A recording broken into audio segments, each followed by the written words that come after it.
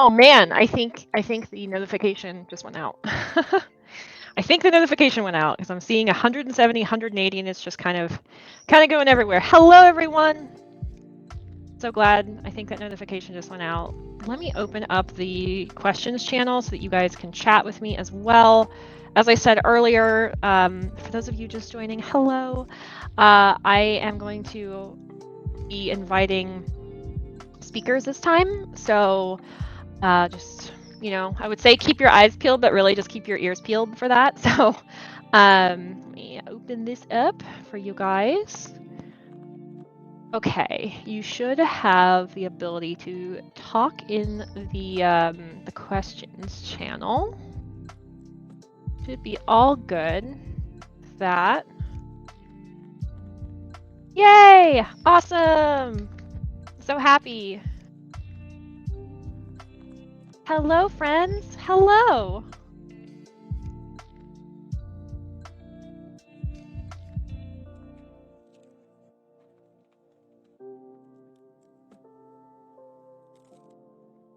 You're having a great Friday, everyone.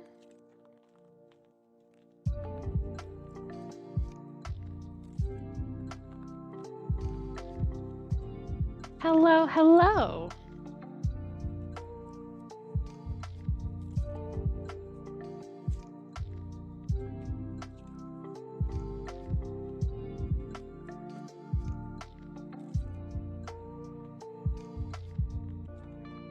So you guys might have noticed in the questions channel, a wonderful member of our team is joining us right now, Zenon.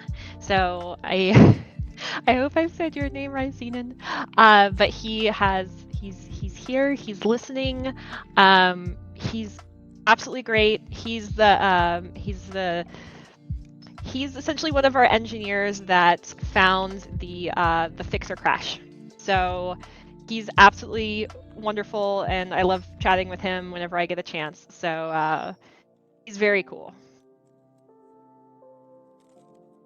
All right, I see questions kind of coming in now. So that makes Zenon the fixer? Yes, I like that. Just make that the official title. That's your new title.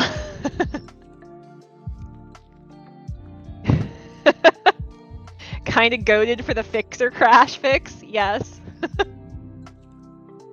Greatest of all time. Totally agree. Gotta get a pink Dima. Okay, so I see, by the way, really quick, someone said Among Us.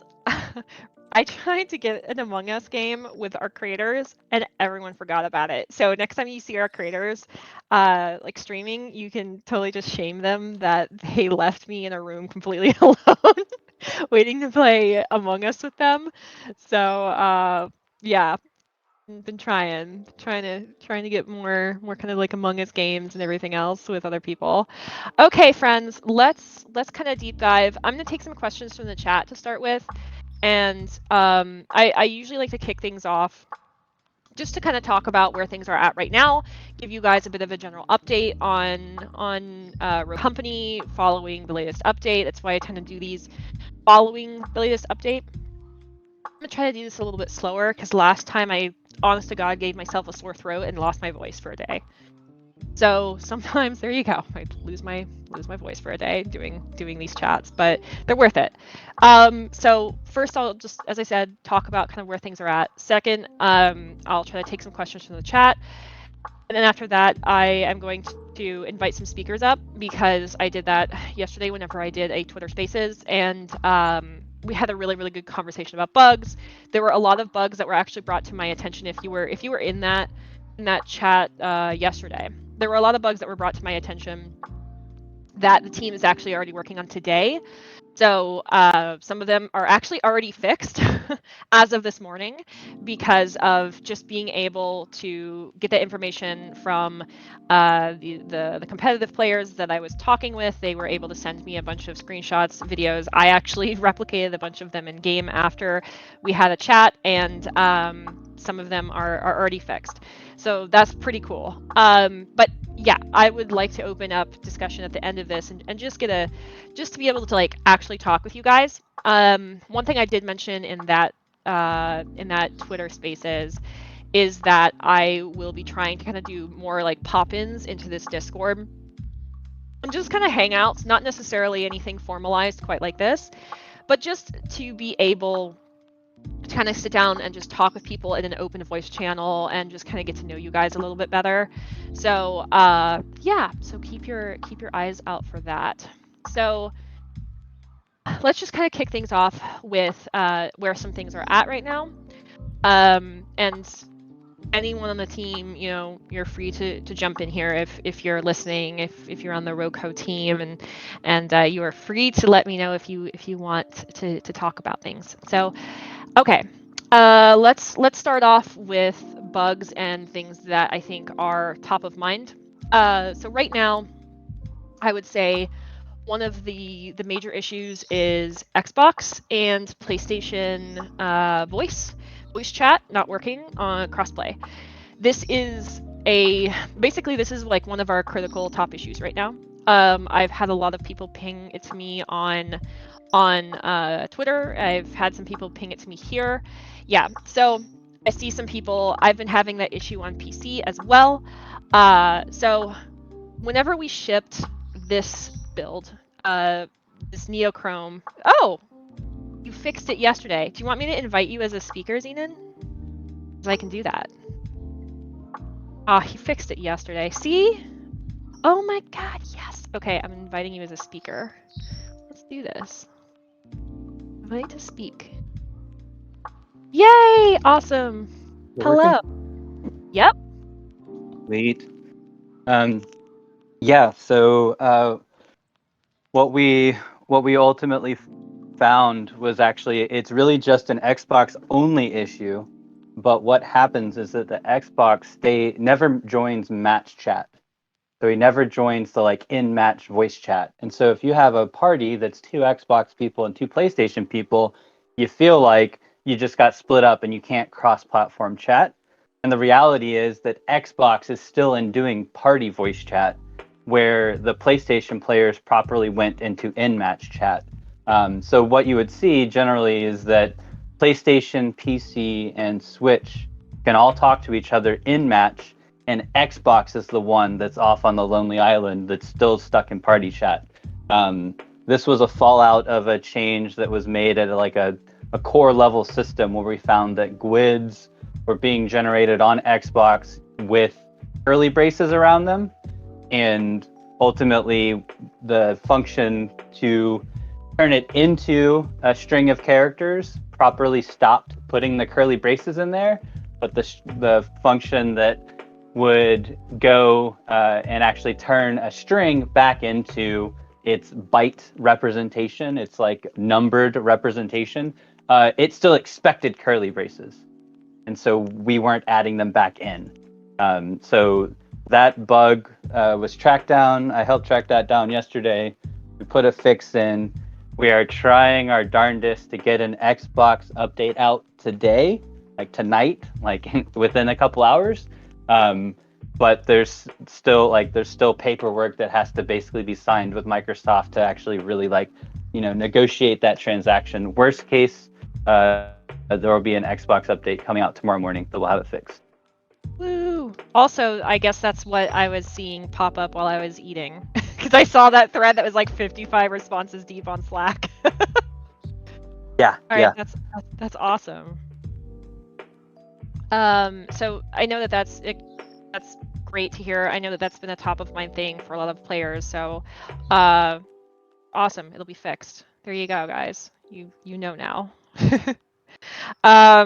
I see a lot of questions about, because I just answered it, 100 Thieves bundle. I've passed along this feedback to branded marketing. I can't give you a definitive yes or no, but I mean, I would say I think you're going to be happy in 2022. But I have passed along that feedback. Again, can't give you a definitive yes or no, but I think you're going to be happy. Okay, so let's also talk about I'm going to talk about ranked a little bit as well.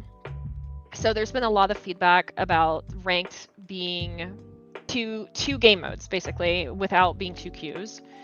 So King of the Hill and Demolition. And the TLDR on this right now, because especially I know this on places like Reddit, there was a lot of frustration and anger. Why essentially do we have these two game modes in one queue, especially whenever you can't even queue for King of the Hill right now outside of ranked? And it creates this kind of situation where players who maybe have never played King of the Hill jumped into ranked, and then they have no idea how that game set works. And I think there's also a lot of players that are playing ranked and feel like King of the Hill is not quite as serious of a mode. Things like 60 seconds for a hill is too short. There's basically a lot of feedback around the King of the Hill and addition into the ranked queue.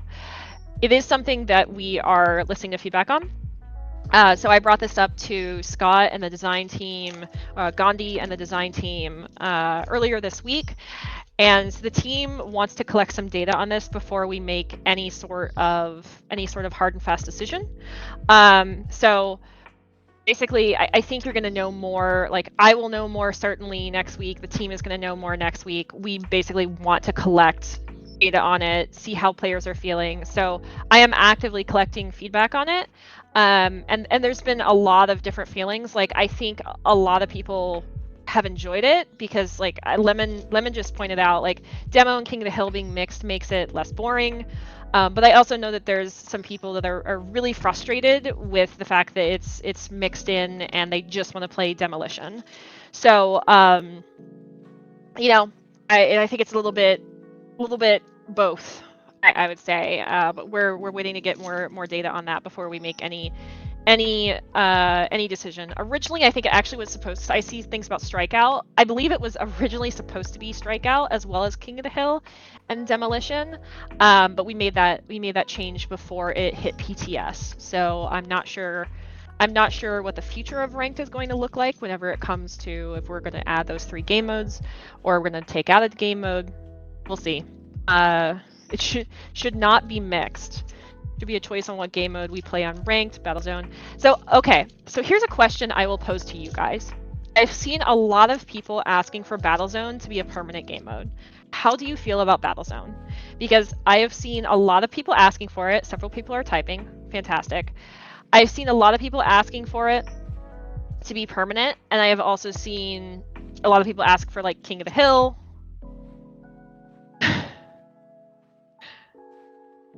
Call coming in. Please make it permanent. No. It's mid AF. All right. Battlezone's me. Battlezone's good. Okay, so got a fair mix. Okay, I see you asking, can you open up the floor so that we can speak in more detail? Yeah, I'm absolutely gonna do that on the last half of this. I think Battlezone's a good idea, but the maps need to fit the game mode. They aren't big enough for it, in my opinion. So this is an interesting comment, the map size, because this is not the first time I have seen this comment, and I believe I've also brought this up to design as well. That essentially the maps need to be a little bit bigger.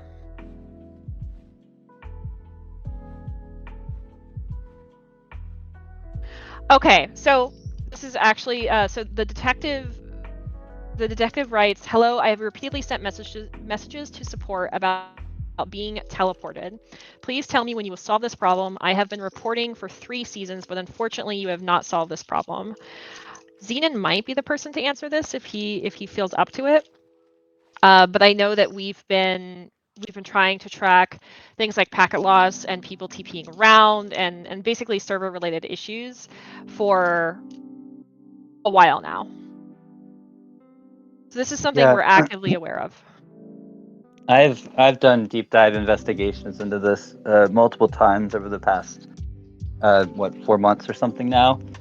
We're talking about doing another one, but unfortunately, every time that we've gone into it, what we've discovered is that there's intermittent packet loss that is happening. For some players, it's most of the time.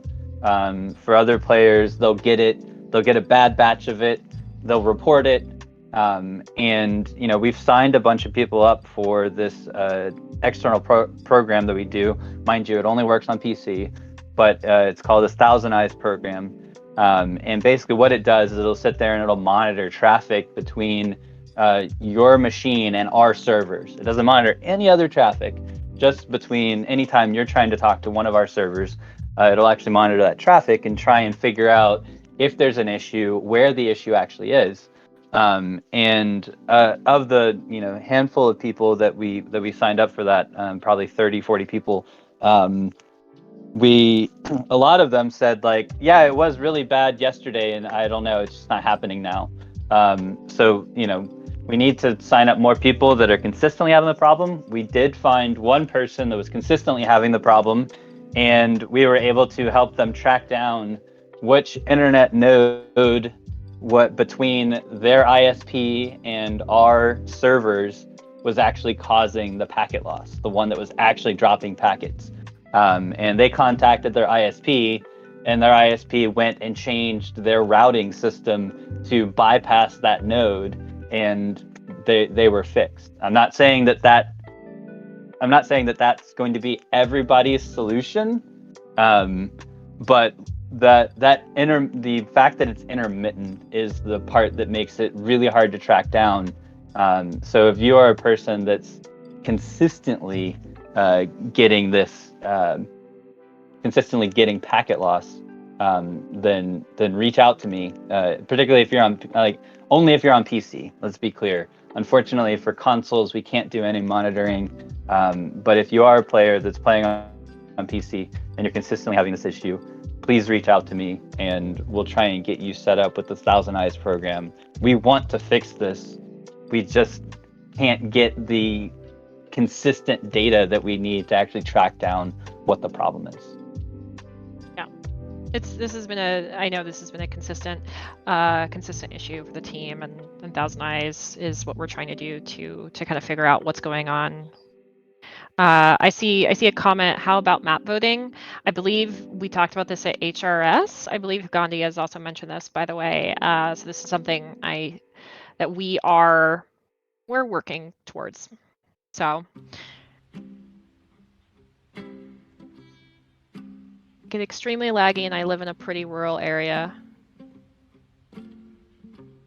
Yeah, I know these feels as someone that used to live in a rural area.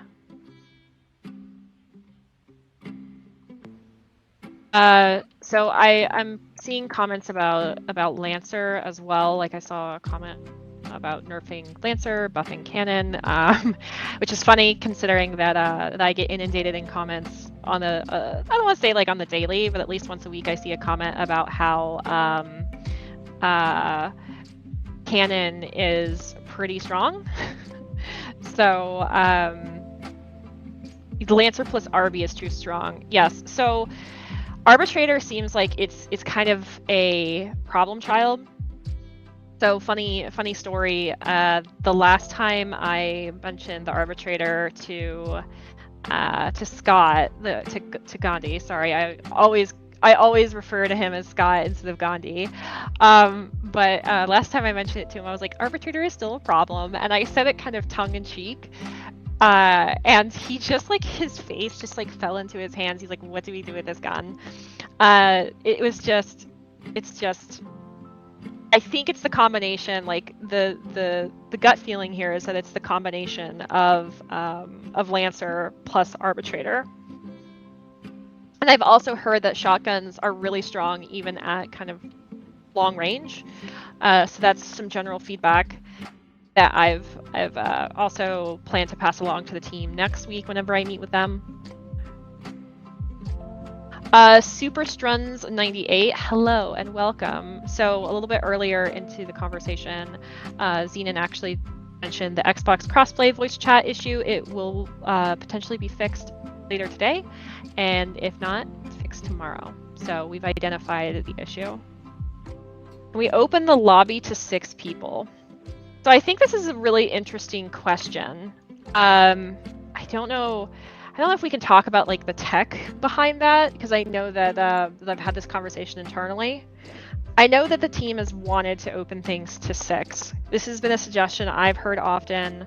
This is something I see a lot in the community. This is something I even feel as someone with, I would say, a lot of friends that play Rogue Company. Being constrained by 4 is pretty rough. So I would say opening it to 6 is something that I know design wants to do. 6 stacks are going to be hell to run up against. Read and chat with you guys. So, will Wingman ever become a permanent game mode? I don't know. So Wingman, I think, kind of end up constraining groups since it's small queues. I think Wingman is one of those game modes too that we don't see as many people pick up as some of the other modes. So I would say the likelihood of it becoming a permanent game mode is probably lower. It's similar to Extraction. Extraction is actually a game mode that I think there's a lot of people that really love Extraction, but it's ultimately not as popular as the other LTMs. We have 2 constant LTMs running. So just kind of talking a little bit about queues. Anytime we open up another queue, it's basically going to split population further. So we basically want to make sure that we're keeping a reasonable number of queues open, so that you're not sitting waiting for patches, basically. Has Rogue XP for ranked been reduced? If so, can it be reverted? I'm actually unsure if it's been reduced. I don't believe so. Questions about Extraction. Again, it's not as popular as many of our other modes, so I would say it's likely not going to return as a permanent mode, but it is in the rotating LTMs.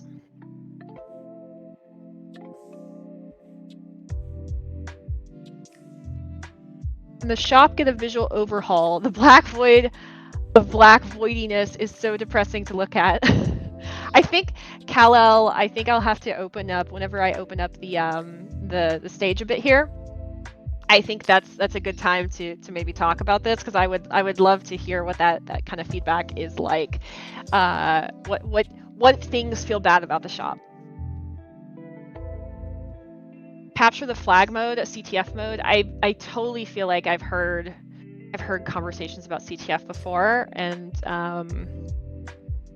that would be really good. I'm just reading about CTF here. I totally feel like I've heard about this conversation with CTF before, but I cannot I can't make a comment of like, yes, we're totally doing that. The ads feature is not working for me. I'm from EU. So really quick, just to talk about that, because I have seen some comments about the ads. So really quick, is it not working in totality? Like, you've never watched an ad before, and therefore, and whenever you click, it's just not doing anything? Or is it the case of you've watched like 5 or 6 and then it's not serving you anymore? I guess that is the question.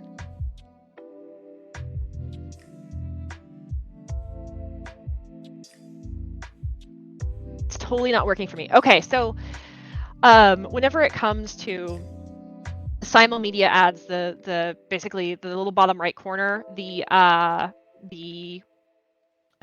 gain free rewards, there, I would say the majority of ads are the majority of people that are going to be able to use it successfully are in North America, Europe, and Latin America. There are some regions where ads are currently like not being served, I would say. And if you're in one of those regions, it's more challenging to be able to click that button and essentially find an ad to watch. And currently, I think we might have it. We also, I believe, have it kind of capped for some of the regions like North America on a daily basis. But I believe internally we've talked about raising that, because there have been requests from people that are using the feature of like, I've used this X number of times and now I'm not getting served any more ads. I can't get any more rep with this. Is there anything we can do? So I know that we've talked about that before. Anyone want to be asked 24 questions about bread? I mean, I love bread. I will talk about bread. I will always talk about bread. You scroll up a little bit here.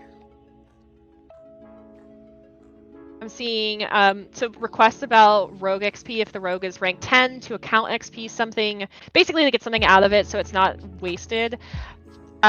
We raised I believe it was weapon mastery. My brain is kind of jello by the end of the week, so I'm sorry. I think it's weapon mastery to like 6 and 7. Someone in chat that has not had 10 hours of meetings this week can correct me if I'm wrong on that.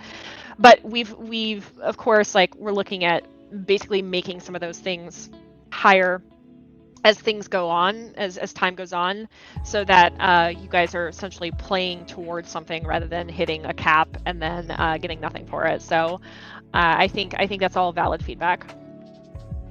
I request a cinematic where Shock doesn't get his ass beat. I will tell the cinematics team.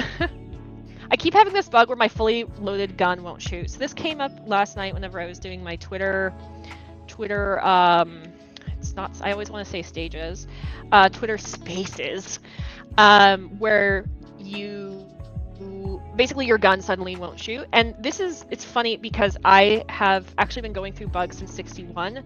And this bug comes back time and time again whenever I've been looking through bug reports, going back to 61, which was the Switchblade update for all of you guys. We give numerics to our updates internally. So I've seen this bug come back time and time again, similar to the Dahlia linking bug. So another bug that I see time and time again is Dahlia basically links to someone in demolition, and whenever there's a second round, she can't unlink, and she can't link to anyone new, and sometimes like gets in a state where she can't open a shop, she can't shoot, etc. So this is another bug that I think I've seen like over and over again. Whenever it comes to the I suddenly can't stop shooting bug, the TLDR here is I need to, if you have videos of this happening, those are extremely helpful, because we basically need to figure out what you were doing before this bug occurred so that we can try to reproduce it. If we can consistently reproduce it, then there is a higher likelihood of us being able to fix it. So anytime you've had this issue, if you're on PC, if you're, shadow play, clip it. If you run NVIDIA, it is. If you're on console, clip it, send it to me, Twitter, whatever. I'm always happy to pass it along, attach it to our Jira tickets about that particular bug, because my gut feeling is that it has to do with something with rolling or throwing. Like that's what my personal gut feeling is because I've had this happen before as well, where I will like throw something, roll, and then can't shoot. But if we can reproduce that, if I can get videos of this so that we can consistently reproduce it, then we can fix it. But yeah, that is a bug I see pop up time and time again, just like the Dahlia link bug. Oh my god. Anytime the Dahlia link bug pops up again, I just why? It's pain.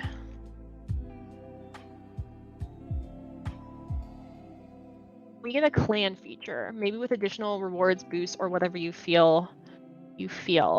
I think a clan feature would be really, really cool. I don't know if we have plans to work on one currently, but I think that's a super cool idea, and I'm happy to pass that along as a community suggestion.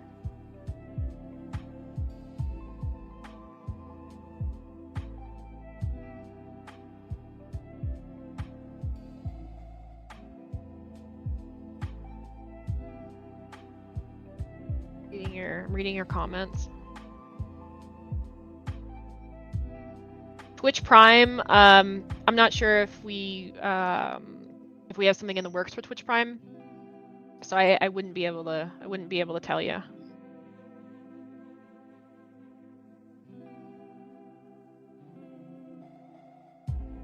Free-for-all mode. I mean, I personally would love a free-for-all mode just so I can attack my friends. I don't know personally, but I don't know if it's something that we have in the works currently. But I think it's a good suggestion. Is there an MMR for ranked? If yes, how is MMR calculated for ranked? Unfortunately, I'm not the best person to ask about that because I'm not entirely certain how that system works. Problem with my FPS. So I'm seeing questions about performance, and this is obviously something that I think is really near and dear to us. We talked a little bit earlier about basically people having packet loss and those kind of things going on in their games. So if you're experiencing things like performance, go ahead and send me a message. I want to know what platform you're playing on, probably your specs. If you have crash logs as well, I mean, anything like that kind of helps. And then I can send that along to the team and figure out what further we need. Because I think it is a I've seen comments about performance. You're not the first person to bring it up, so I'm always happy to pass that along. Yeah, I mean, to go along with that, right? what we'd be looking for is a pattern. Like what kinds of similarities are there between these different machines that are running into this? Because from everything I've seen, it seems like this is largely PC based. So that means that we're very beholden to like what the state of your PC is, what your hardware looks like, and so that's where we start looking for a pattern. If it's a lot easier if it's just like, oh, well, the base model PlayStation 4, like, oh, okay, well, we've got that exact same hardware. We can go look and see what's going on. But unfortunately, the performance issues are not something that we've been able to reproduce on a computer that is readily available for us to go through and do performance testing on, do profiling on, and determine what the actual cause of the slowdown is. But we do know that it's an issue, and we understand. We just haven't seen it ourselves, and we know that it's gotten worse. So a lot of you didn't have performance issues before, a certain patch last year or this most recent one. We understand that this is a real problem, and we actually I legitimately had when I had this issue with somebody on Paladins before, they shipped me their PC, and we went through and did performance testing on their PC because they were just like, they loved the game and they just wanted to be able to play it. And so we actually went through and figured out what exactly was going on with their computer. So yeah, short of being willing to do that, the next best thing is trying to do pattern matching and try and figure out like, oh, is everybody on a particular type of processor, particular generation of GPU, have any particular RAM limitations, anything along those lines. That's what we'd be looking for. So would you say something like getting a DX diag from people having this issue would be useful? Yeah, right. That gives us the full specs, and so we can go and put that into a spreadsheet and start trying to look for patterns. That would be fantastic. Excellent. I am happy to walk you guys through that process. So let's see. I saw just to answer it on voice. I saw someone asking about Runway being unable to equip 2 primary weapons in Battle Zone. This is a known issue. This is a known issue, so we're aware of it. I don't know if we have a fix for it, but I know that we're aware of it. Cygnus Gamer, about Project Saint, you said about being more closely to the streamers and community. Any plans for the Latin America and Spanish community on that? Could you expound on what you mean by being closer to streamers? And I'm always happy to talk about the creator program, so I'll just kind of dig into that just a tiny bit here. So whenever it comes to the creator program, whenever I first came on board, I would say, God, April 2021. It feels like it's been a lot longer than that. The creator program was kind of on this this, I don't want to say like trajectory, but it was kind of just, it existed. We'll say that it existed, and the reason it was kind of in the state it was because the team that was working on Rogue Company in the community capacity was also working across several other titles, and you end up being really stretched thin, essentially. So they were working on Smite, they were working with Paladins, they were working with like customer support as well as community, basically filling in gaps and just trying to get things going and kind of stabilized. Unfortunately, that means that whenever it comes to growing programs like that, it's really, really hard to do. See a lot of downvotes on this NFTs question. So basically, it was kind of on this trajectory of like, you know, it was like flat growth. So whenever I came in, a lot of what I ended up spending 2021 doing was establishing communication with teams like QA and design, because whenever I came in, I would say there were a lot of consistent issues I was seeing reported, like bugs I was seeing reported. For me, whenever I came in, it was Xbox settings resetting. That was the big one whenever I started working here. And I actually, like, I love trying to figure out bugs and working with players and then working with the team internally. So it's kind of, I guess it's kind of like a little passion project for me. So I came in and really wanted to stomp out some of the bugs that we were seeing in Rogue Company over and over again by working with players and then working with the internal teams. So I spent a lot of time in 2021 essentially just setting up pipelines and procedures to be able to collect as much information as possible from players, so that I could better help the team internally and we could fix some of those issues. So ultimately, this meant that the creator program, I wasn't able to spend quite as much time with it as I wanted to, and initially thought I was going to be able to. So this NFT conversation in chat is wild right now. Like, I'm just seeing the little bits and pieces of it. Like my eyes are skimming over it and seeing it. And then a random bread. Excellent. I love carbs. So anyways, so creators kind of got to, I think, at the end of the year, whenever we stabilized a little bit, we had a couple rough releases in the summer that you guys know of. The team was very aware of, and then at the end of the year, we started getting things put together for creators, like preview events. This is what we did for Battle Zones, so that creators could see content before it went out, so they could play Battle Zone, so that they could create content around it, and ultimately also give us feedback about it. Like, there were pieces of feedback from like Gummy Bear Vomit. If you guys watch her on Twitch, she's awesome. Radthar joined and basically gave us a bunch of feedback on that. I'll talk about AFKs. I will. So we wanted to do more of those heading into 2022, but they don't take an insignificant amount of work. On my end, it's making sure all of our creators are in an environment to do that, that we have an environment set up on our side of things, like a dev environment that they can log in and play. So it's coordination, basically, is what I ended up doing. And then on top of that, we also experimented with doing an interview piece with Radthar to talk about canon whenever he was coming out. And these were like basically two experimental pieces that I really want to expound on with this year. So for our creators, with this year, I do have some plans on how I want to really like focus and highlight creators, and that's not just North American creators, but it is also international creators. So that's going to mean things like I'm planning a basically it's called First Watch Cast right now, but like basically a video and audio podcast to deep dive on issues and also have creators on there.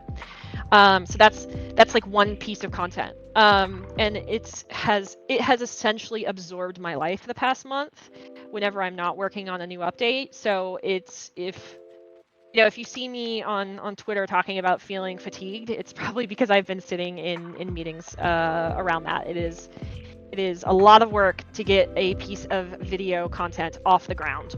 But whenever those kinds of things, like we have more preview events and stuff planned for this year for our creators, as well as that, whenever we get to a point, whenever I get to a point where some of that just kind of goes and is easier to run, then we can start talking about how we're going to be highlighting creators potentially even in the client, like putting a streamer in the client in the little bottom right panel to be like, hey, go watch this streamer. They're really cool. We think they're great.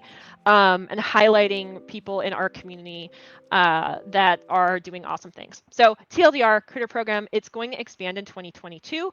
One of the things that I'm also going to be focused on in the next month here is actually looking through the Smite and Paladin's creator programs in addition to the Rogue Company creator programs and figuring out where we can do things better. So there you go. I know that's really long-winded, but creator program is getting love this year.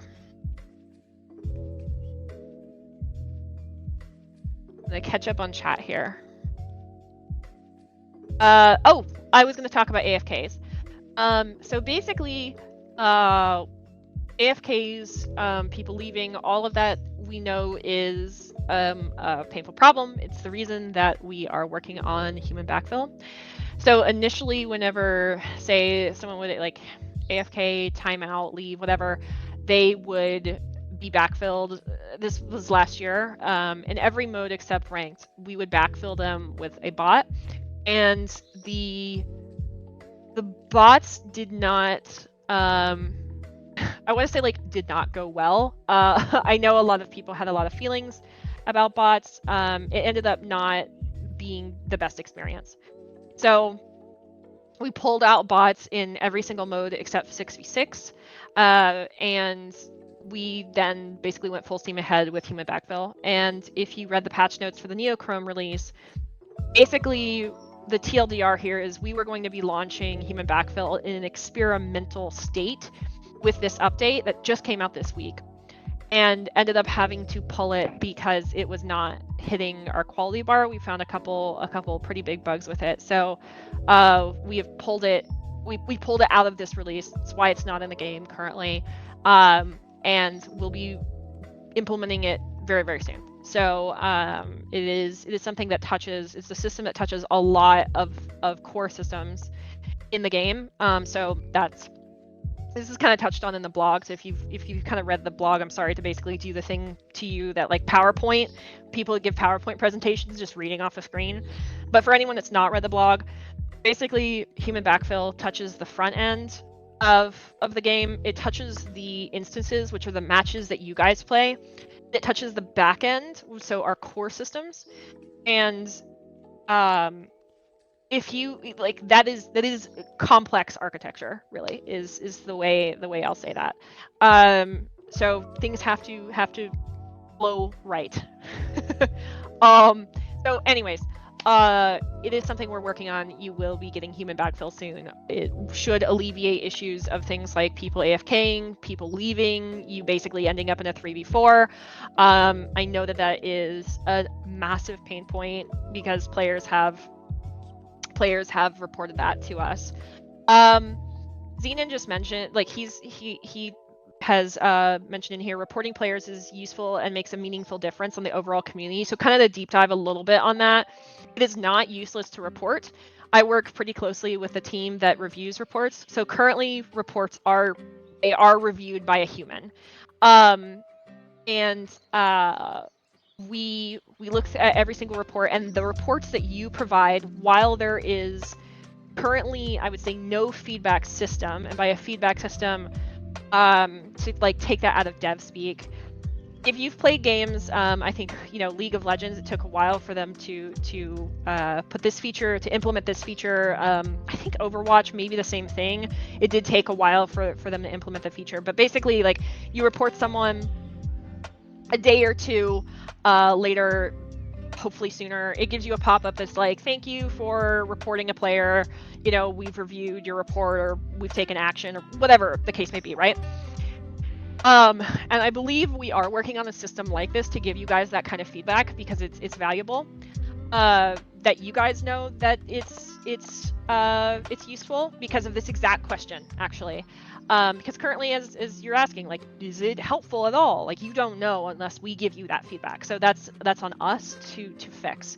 But as someone that works with that team, it is very helpful. And the reason is, whenever I get a report, whether it's here on Discord, whether it's on Reddit, whether it's on Twitter, whatever the case may be, if we look at a report even on the back end, someone has not reported it to us on a social media platform, we are able to look at other people's reports about that player to see if we can corroborate those reports. Because a lot of times we do have a handful of people who notoriously report every single person they play with, no matter what. So we have a couple players that will generate thousands of reports just with the handful of them because they report literally every single person. And that obviously slows down the process, but we want to make sure that we're not just actioning, of course, every single person that's been reported because of things like that, false positives. However, in the case that someone has like 5 or 6 or more reports against them, those reports are really helpful for determining if we're going to take action against a suspected cheater or someone that has been really abusive, etc. So, yes, reports are valuable.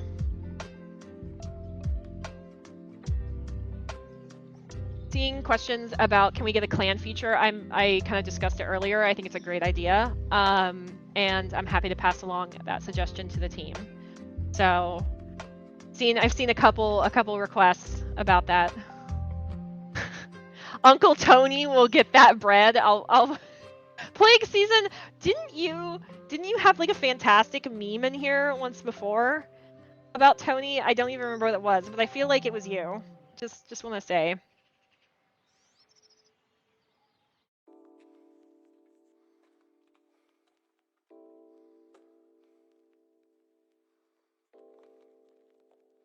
So I see this almost every single time I do one of these chats. Blaze mentioned add chat. So my question to you guys is, what value do you feel that chat adds? Because I ask and I pose that question in a genuine fashion because there are a lot of games that are treading into the a lot of games are removing it because players tend to only use chat to abuse other players.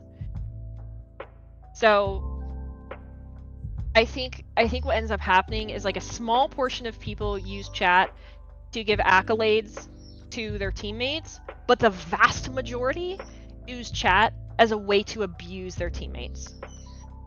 And so that's kind of the thing with chat.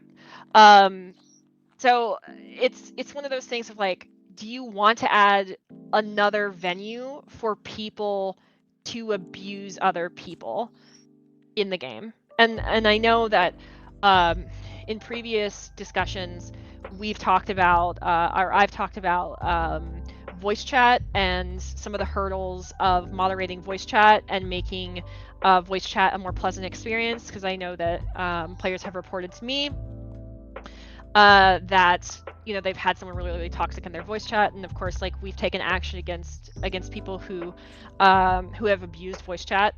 But the thing is the real question is like, most people use text chat to either abuse their teammates or abuse the enemy team.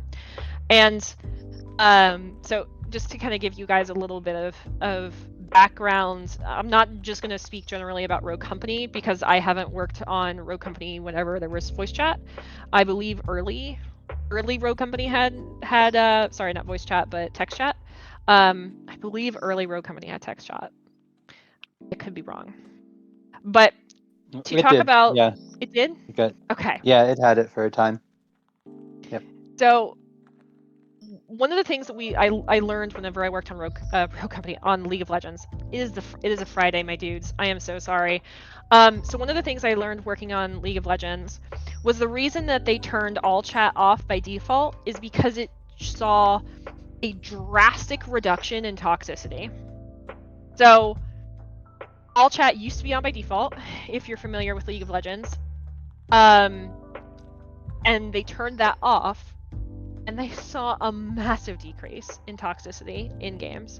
And I think have ultimately decided to start removing text chats altogether because of toxicity in game. So I can see the benefits, particularly for things like accessibility. But if accessibility is part of the concerns, then I think we could do things like pings better. So and it's interesting to me, if text chat is something that is really desirable, then the question then becomes why.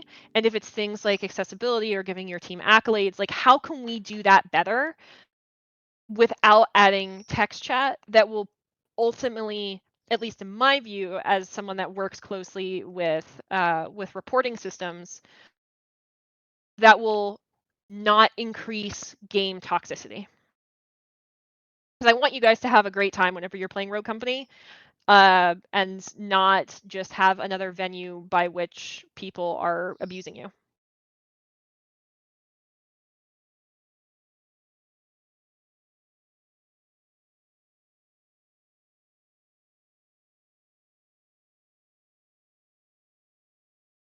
I'm scrolling up and reading your comments, so apologies. I like how some bread is just really dedicated to the meme. Like bread map, bread, like just really dedicated to that meme. Like you live your life, my man. You're doing great.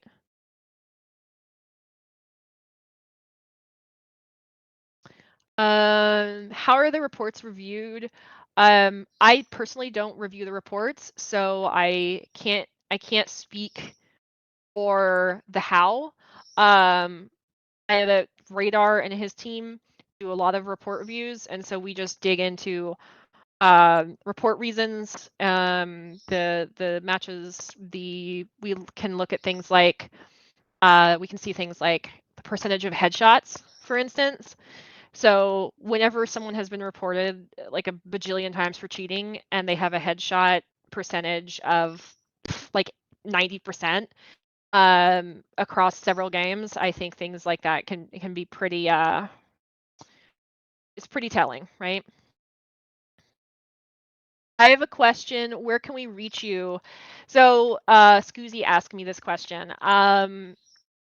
The struggle for me is I have a lot of messages. So you are free to DM me. The problem is I get hundreds of messages a day. So it can be a really real challenge for me to see messages, and I do apologize. It is quite challenging. Every day whenever I check my Twitter, at the end of the day, I generally have about 200 messages on notifications. I get about 400 a week on Discord, and of course I have all my other channels as well. So you are free to DM me. It's very difficult for me to go through all of those messages, because I have other things I have to do as well. So Casual K about rotating the shop. I'm happy to pass that feedback along to the brand and marketing team about the about rotation time. Happy to pass that along. Will ranked ever be fixed? Really keen to hear about the decision-making process behind the most recent change. It's displaying huge amounts of negligence by saying we'll sit and wait.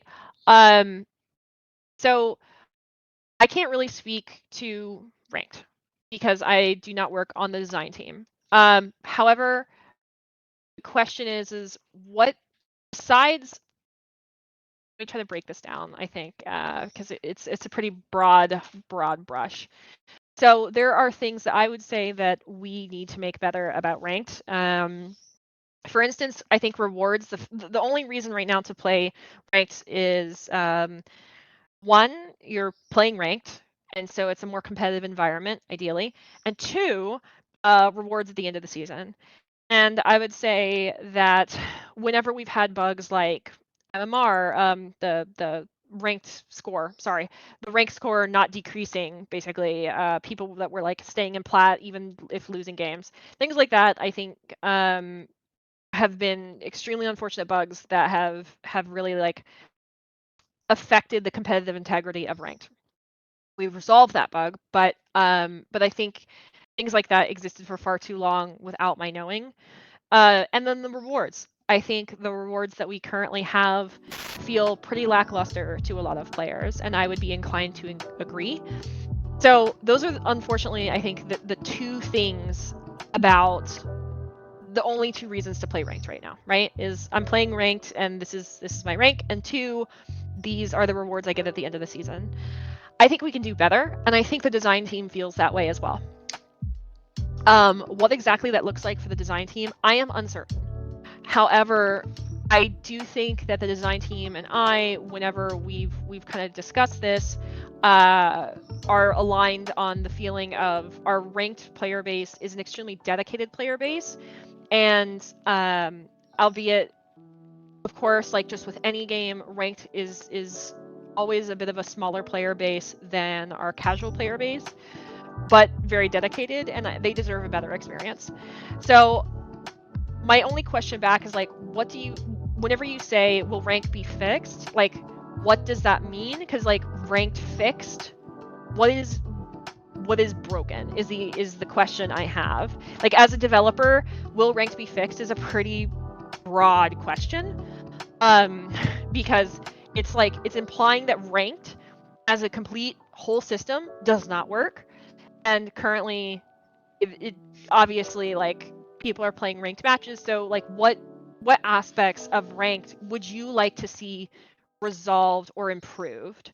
So I think that's my question back, or like I would love to pass along feedback about ranked. I had a conversation yesterday with some of our really competitive players, like Rome DMV, about the ranked experience, and I love passing along feedback about ranked because frankly I don't read enough feedback from our players about ranked. So whenever it comes to ranked, just to like drill deeper on that question of will ranked be fixed, what about ranked would you like to see made better?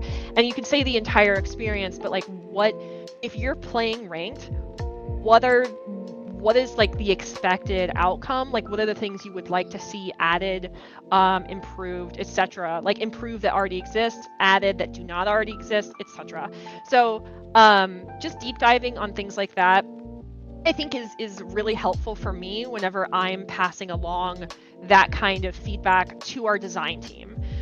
So yeah, just some like food for thought there, but I'm always happy to pass along feedback to the team that is working with those systems, like in this case design, but I need more than just a very broad ranked is broken, because the team will come back to me and say ranked is working. I don't know what this means, and I end up having to do, I think, a little bit of mind reading whenever I read comments like that as well, where I have to do, I think, a little bit of guessing about what you mean whenever you say it is broken. So, so yeah, that's kind of my thoughts around that. Yeah, just give me the feedback, drill down on specifics. I like specifics. So yeah.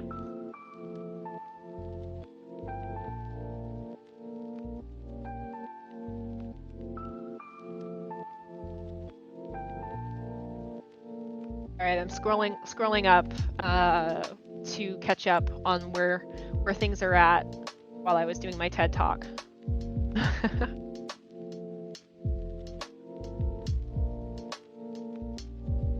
Let's see. 3 Jad 21. I've missed a lot of this chat. Anything important I need to know? Just been talking for an hour. I would say the important thing to know is if you're having issues with game voice chat not working, it is going to be fixed. We were talking about that at the top of the hour. I would say that has been the thing that a lot of players have been really, really concerned about. So Zenon talked about it a little bit earlier, and we have a fix for it, and we're going to try to get that fixed out later tonight or tomorrow.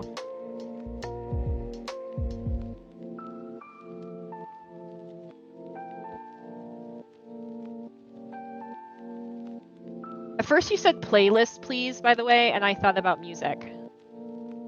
And my head immediately went to, having a rogue company Spotify would be really cool. Oh, you can tell my brain is kind of like sliding out of my ears.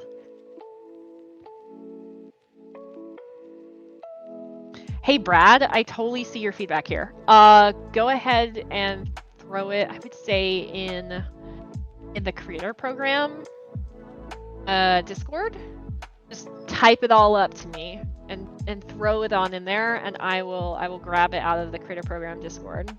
Because yes, I would love that. SFGC, we need more of these dev community chats. I do them pretty frequently. So I try to do these after every single release because I started doing them with Canon, which is so just as kind of an aside, I run like the bug forums that I always push you guys to. So I'm the one that goes in there and kind of like digs things out and etc. etc. And the Canon update was pretty rough because of the audio issue. And I think I told one of the members of the team, I think I'm just going to try a Discord stage to like just talk to people, because currently I cannot reach everyone about the fact that we are fixing this bug. And I just need to like verbally tell people rather than repeating myself a bajillion times on social media that we're going to fix this. So I just started doing these after every single release, and it's just kind of stuck.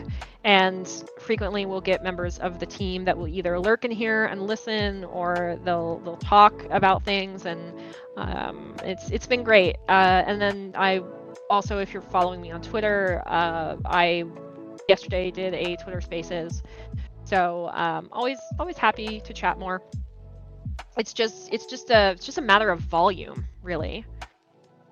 Any word on Glimpse being stuck and invisible when firing a weapon? Can you get me a video of that? That sounds terrible. Stuck and invisible. Does essentially her invisibility not recharge? Is she just completely invisible while she's firing for the rest of the match? Definitely curious about that. Someone asked me what my main is. Oh, it depends on the mood. Depends on the game mode too. So I am not sweaty enough for demolition is my always joke. I'm just not a very good demo player. It's just so much stress. Like, I'm in my 30s. It's so stressful for me. So I play things like I play like Dahlia whenever I play demolition, because I'm like, at least I can keep my team alive. I really love Lancer because I mean, just like everyone else, I love her passive. I'm so sorry for people that hate Lancer. I'm really, really sorry. It's like whenever I started in games. This is a really old reference that no one's gonna understand. But whenever I started in games and I played Warhammer, it's like the first time I interviewed the CM then, and he said he played Bright Wizards, which were really broken and overpowered at the time. I was just really mad. So I play a lot of Lancer. I do really like her, though I'm nowhere near as gifted at Lancer as I see whenever I watch players on Twitch. I try, but not quite there. And I really like Switchblade, but that's also because I really love like in League of Legends, I main Jinx for a while. So there used to be a really good Red server, but now it's toast. I'm so glad I scrolled past and saw that. Incredible. Are we going to see a split between Wraith, King of the Hill, and Demo in the near future? I talked about this a bit earlier. It is something that we are currently watching and taking feedback on. Or at least the design team. The design team is, and I'm shuttling feedback in their general direction. Oh, let's talk about this. So glitch in here might be a little off topic, but is there a way to share skin concepts, have community battle pass with skins that the community wants? Because I've shared a skins concept in the server and it went pretty well received by others, and also want to see it implemented. So let's talk about this, because I see this with creators as well, where players will request, is it possible for a creator to get their spray in the game? Is it possible for us, say I want to run a tournament. I've seen requests of like, I want to run a tournament and I really want to see an in-game cosmetic as a reward for this tournament specifically for players that participate in this tournament. Things like that, right? Like basically getting custom cosmetics in-game for creators, community events. These things are extremely challenging because of legal. Like to just be completely straightforward with you guys, it's very difficult because of intellectual property. So basically, if you are taking a concept that someone has made, like I don't know if you guys have ever heard of things like this happening, but they of course, like it's a concern whenever it comes to things like art tests in the industry.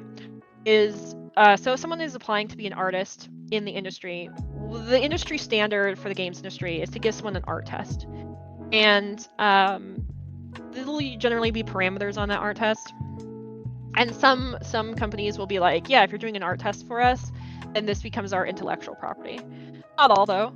And the reason for that is that companies have gotten in trouble for basically using either a community idea, an art test, or something else, either intentionally or unintentionally, taking likeness or the idea entirely and implementing it into their game and then selling it, basically profiting off of it. You're profiting off of someone else's intellectual property. And if you want to get creators involved in that, say Dr. Disrespect, right? There's a lot of back and forth that goes between Dr. Disrespect's legal team and ours to make sure that we have the rights to use his intellectual property. It's a very expensive and frequently very lengthy process. So let's say you get past this hurdle. Then there's frequently is the hurdle of it takes a very long time to see things implemented from a concept into an actual game. And it's more complicated. So I saw Lancer player barfy face. Legit. So I'll talk about 100 Thieves. I'll talk about Dr. Disrespect. So and then by the way, question why Dr. Disrespect? I don't know because I wasn't here at that time. So I'm happy to talk about this process because I've been in games for quite a while, and crossovers are really difficult.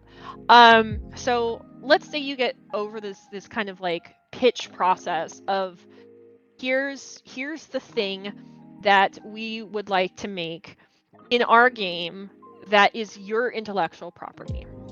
And say you get past kind of the legal hurdles of some of that. Cool. Now you're going to be working with a concept team. And frequently, concept artists are not cheap. Artists in general are not cheap. So you're paying basically an artist or an art team thousands of dollars. And if this is assuming they're not outsourced, which outsourcers are also quite expensive, to create concept on that item. And they're creating what is called so they're creating like obviously the front concept, but they're also creating turnarounds. And in the case of community skins, one of the challenges of community skins is unless they are designed by a member of a concept team, it usually doesn't account for things that have to go onto a character model rig. And the model essentially has to be functional in the game, and concept artists are able to account for the things that must be accounted for when making a piece of content for that particular game.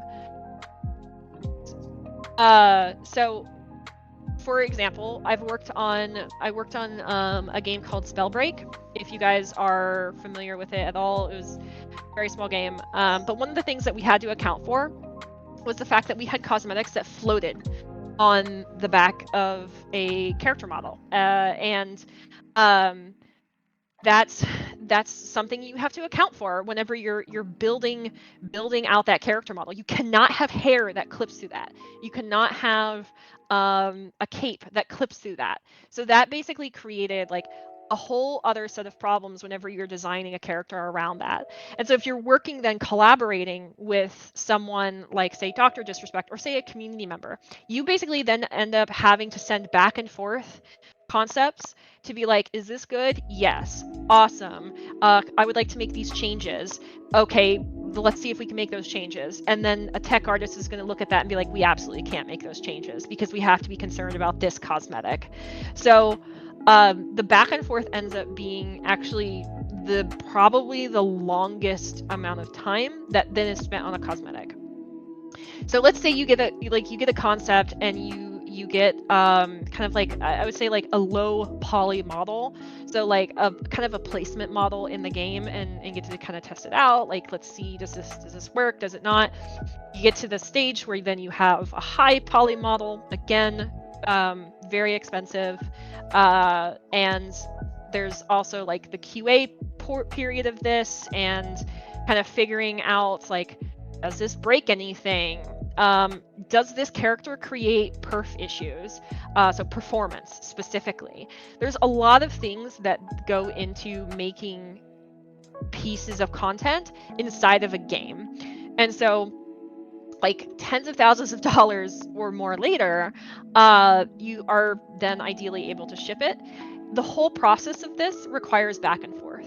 So if you're doing a collaboration, like say, I've worked with like Games Workshop in the past, LucasArts in the past for Star Wars, there's a lot of back and forth, and there can be a lot of like little tweaks of like, this hair isn't right.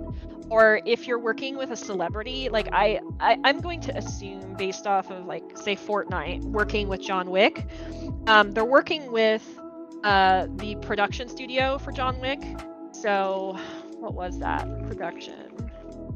Let's talk about, because I love talking about this, but so whoever owns the rights, I don't know if for John Wick that would be Summit Entertainment, but you're working with, say, Summit Entertainment, and you're also working with Keanu Reeves' team to make sure that you have the likeness correct. And so Keanu Reeves' team has input, and so does, say, Summit Entertainment. So it's a very lengthy back and forth. And then you end up in the process then of like, okay, cool, now we're ready to ship. And then you end up getting into this stage of like, can we use the name, say John Wick? Like, we're just going to continue with this because you guys are talking about Fortnite. But can we use this in a patch note? Can we use this to advertise? Like, there are so many things, and like even the copy, everything that's written that you guys see, every video that you guys see promoting it, everything has to go through a process of a back and forth with that team you're collaborating with. So it's extremely lengthy and frequently takes months. And I've heard teams, I've heard players say things like, you could use this stuff for free. Will that change in the future? Because as a studio, I look at that and I'm like, because while that may be the case now, and that may be how you feel, that's not how it works in the legalities of the world. And basically, studios open themselves up to be sued and taken to court over using anyone's intellectual property or likeness. And I mean, there's a ton of things about, like, I mean, celebrities have talked more about things like about studios being able to use likeness. Like, I don't know if anyone really liked Carrie Fisher and Star Wars, but she liked to joke that every time she looked in the mirror, she had to pay George Lucas for her likeness. Because yeah, it's a thing. Like, there's a lot of back and forth, and it's quite a lot to just put something that seems really, really simple in the game. Also, I do see like, stop spamming in the chat. Please do not spam in the chat.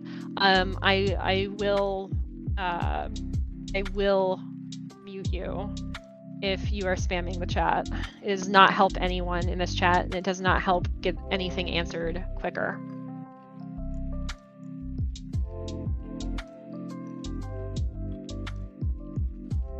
Yeah, of course. Always happy for the in-depth answer, because I think the thing is like, it can seem really, really simple on the surface. Like, hey, like, there are so many turnarounds of, say, Keanu Reeves. Like, why can't you just make Keanu Reeves?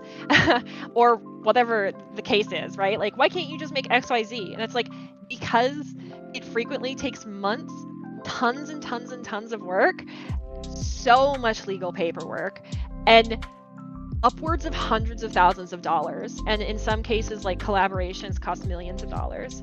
So it's just a very expensive process. I know that studios so an example of things that have worked well with other studios in the past, and maybe something that is more feasible, I think, is whenever you have a concept artist that is working with a community side by side. So an example of this was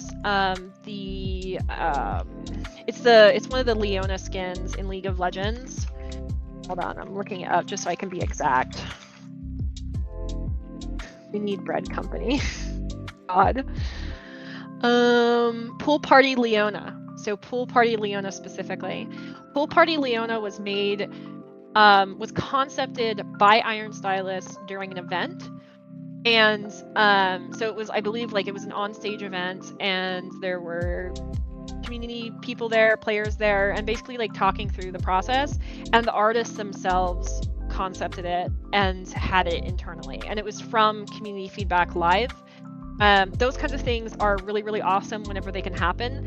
I think the question with even being able to do that is, do artists have enough time to take away from their day-to-day?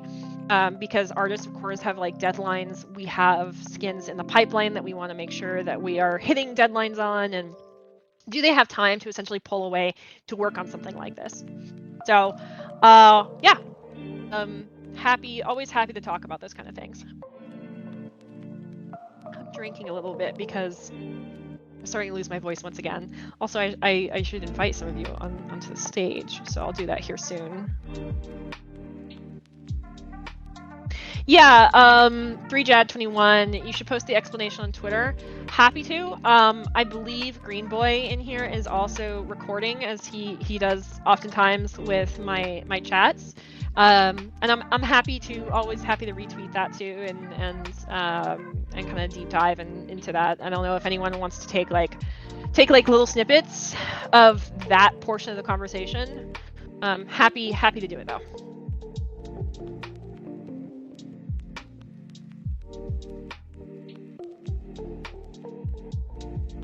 Where do you bake? Drop the bread cosmetics. Oh my god. What if High-Res did a collaboration between two other games like Paladins and Rogue? What kind of Paladins would you like to see in Rogue? There's the question that I pose back. You play Paladins. What Paladin do you want to see in Rogue Company? I mean, for me, it's Rey. I love Rey. Whenever I play Paladins. I absolutely love Rey, so. But then again, I've realized that I play nothing but... Somehow I just ended up playing a lot of bunny girls, and I don't know how it happened.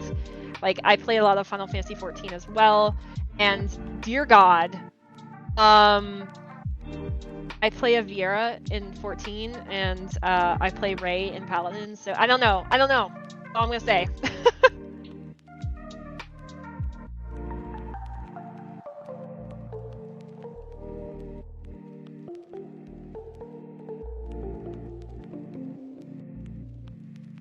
Sorry, y'all. I'm drinking. Any plan on buffing Phantom? What do you feel is wrong with Phantom right now?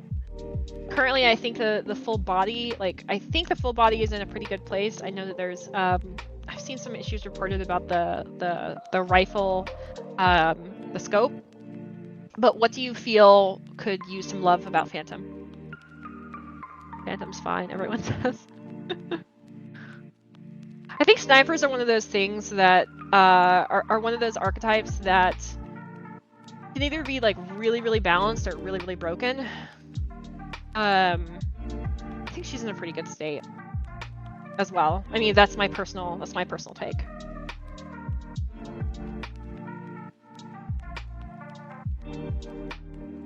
Guys, fix a major problem of when your game crashes or you disconnect from mid-game, you cannot load back in. I've seen this bug reported. I'm happy to, I believe we talked about it before.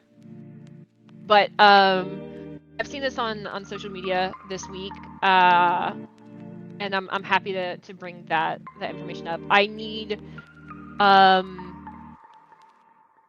player names and platform and region, likely region as well. Because then we can try to dig into some of your matches and see what exactly is going on. It's tough whenever it's on consoles. We talked a little bit about this earlier. We talked about performance. We talked about any sort of like crashing performance issues, etc. And the difficulty is it's really hard to track for console players because unlike with PC where we can get things like crash logs.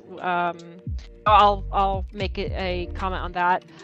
Crash logs, Thousand Eyes for packet loss tracking, etc. It's tougher to do that with console. However, if you do get a pop-up on console that asks if you want to submit a crash log, yes. The answer is yes. Submit crash logs. So the reason crash logs are useful on things like console are because of things like being able to resolve the fixer crash. I don't know if Zenon wants to talk you guys through some of the fixer crash solve, if he's still hanging around here. But it is wild. Yeah, I'm here. So yeah, that was it worked out pretty well. Things just kind of came together to figure out what was actually going on there. But we actually worked with somebody in the community to get them to tag their PlayStation crash with a particular set of text, because we can go and search through PlayStation for whatever somebody actually wrote in there as their actual crash reason.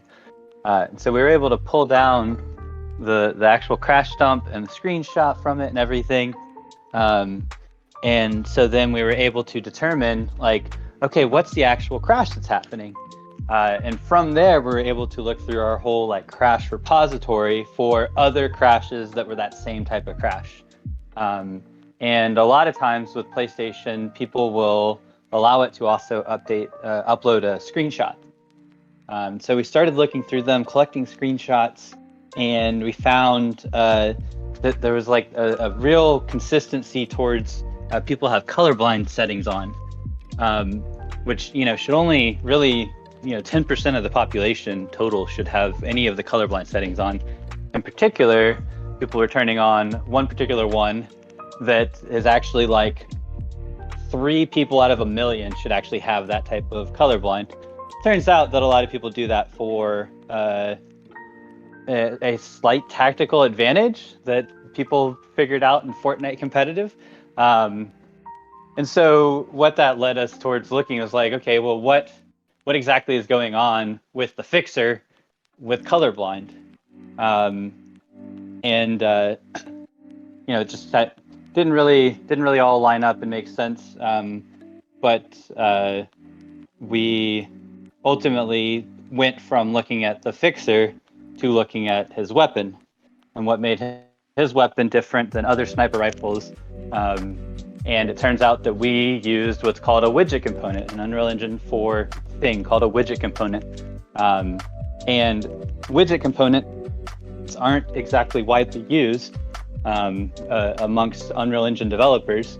And so there's actually a bug in there where it would create these extra buffers for when you're in colorblind mode, and nothing was actually, they were being tracked, but then they would only be deleted whenever you went to another round. That's essentially when we throw away all the things, is whenever a new round starts. It's called garbage collection.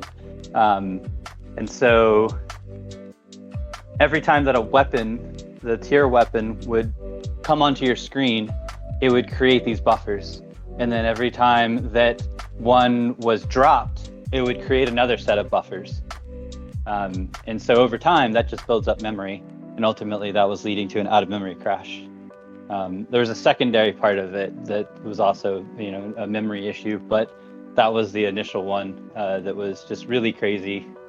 Going and tracking that, looking at screenshots, and finding that was, for me, debugging issues is my happy place. So I had a lot of fun going through and figuring that out. I wish it was never a bug in the first place. I wish people didn't have to crash for months and months before we actually figured out what it was. But the investigation was fun, and at least we figured it out. I remember you showing me the screenshots and just like the very subtle difference between a colorblind mode versus not, and it's so subtle. It's so subtle. I wish I could show you guys, but it was just the most subtle change and difference. It's wild. It was a wild fix. Can he explain why it's so hard to fix the barbed wire bug? Can you? I feel like barbed wire that's a tough one. So the real problem is, well, let's be clear. We have fixed a couple different versions of it. So it does happen less often than it used to. But it turns out clearly there are multiple issues with it. And so that's part of the problem, though, right? Is as you fix these different occurrences of it, the next most common occurrence is that much less likely to happen. And so that's essentially the position that we're in right now, is that the not finding a consistent reproduction of it. And then when it happens, we're like, oh, okay, well, that's we try and like look back through the history and figure out why it happened. And it's a lot easier if you can catch it beforehand than trying to look through history to try and figure out why it happened. So that leads us to trying to put more information in there to have a better history of what was going on before that, which is kind of the state that we're in right now. We actually had a QA finally reproduce it a couple days ago, and we looked through the extra logging information that we had put in there. And from that, we are putting in more logging information to try and have them do it again, because it wasn't clear what the problem was, what the cause was. But we are actively working on it. Awesome. Yeah, bugs like that, that are recurrent. I love also on the other side, on the community side, like I love trying to figure out what the constant is so that I can send them along to you guys in QA and engineering and be like, I think I found something that is a constant. Like for a while with Xbox, the Xbox buzzing, the thing that we saw all the time I was seeing all the time was that people were using a headset, and that ended up not being important. But man, at the time I was really excited whenever I found out that every single person having it was using a headset. But correlation, causation, a lot of people use headsets whenever they play on consoles, so it's tricky.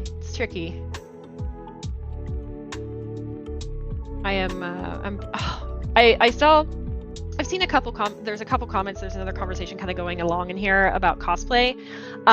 So I really want to talk about this just really fast. So sorry, this might bore some people, but basically, one of the things that we're going to be doing this year with the creator program is basically doing a kind of a relaunch of the creator program. That's not getting rid of anyone that's currently in the creator program, nothing like that. So it's not like, yeah, we're just yeeting it all out the window and then starting from scratch. If you have gigs worth of bug clips, put them in a drive and send them to me. Like that is my request. If you have literal gigs worth of bug clips of bugs that are still in the game, give me a drive, send them to me. I can't do anything without seeing them, and I can't do anything without them being cataloged in a place that can help the team. So if anyone is like, I have absolutely mounds of bug clips and no one's looked at them, and I don't know where to send them, dude, like send them to me. I do have I have the most massive log of DMs, but if I'm scrolling through and I see like a Google Drive link that's like, I have 100 different bug clips in here and I've cataloged them, I'm going to send those immediately to our QA team. Like, totally, we'll completely send those to our QA team immediately. But I need to be able to see them, because unfortunately I'm not psychic yet. I would love to be, but definitely would love to see that. So cosplayers, back to cosplayers really fast. So one of the things that we're going to be doing is kind of doing like a soft relaunch of the creator program. So basically what that means is we're going to be expanding the types of creators. Right now I would say whenever it comes to the creator program, we basically only have Twitch streamers and YouTubers. Just basically, and we have some on the international side. We have some people that run Facebook communities. It's just really like small things. So like video producers, broadcasters, social media fan pages, and social media fan pages, I should say. So we have a couple people for Instagram, Facebook, and I think we have one person in there from TikTok. So with a soft relaunch, what I want to do is expand this to just to read from my list here: video producers and broadcasters, social media fan pages and podcasters, Instagram, Twitter, Facebook, and TikTok for the social media fan pages, fan artists, and the way that I've kind of broken some of this down is graffiti artists, illustrators, and draftspeople, 3D modelers, environment artists, musicians, and VFX artists. So basically, people that are making fan content around Rogue Company that are not just maybe creating things like video, but maybe they're amazing graffiti artists that have done some like amazing Rogue Company graffiti pieces. I would love to see that kind of art and celebrate that kind of art. And cosplayers.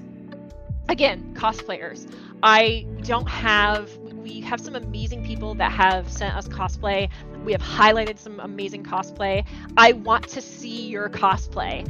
I love cosplay. I worked really closely with the creator support team. I was actually on the creator support team while I was at Riot for a while, and the absolute creativity and mind-blowing work that goes into cosplay, I respect so much. It is incredible, and I absolutely adored our cosplayers there. They were so passionate, and working with them was just a dream.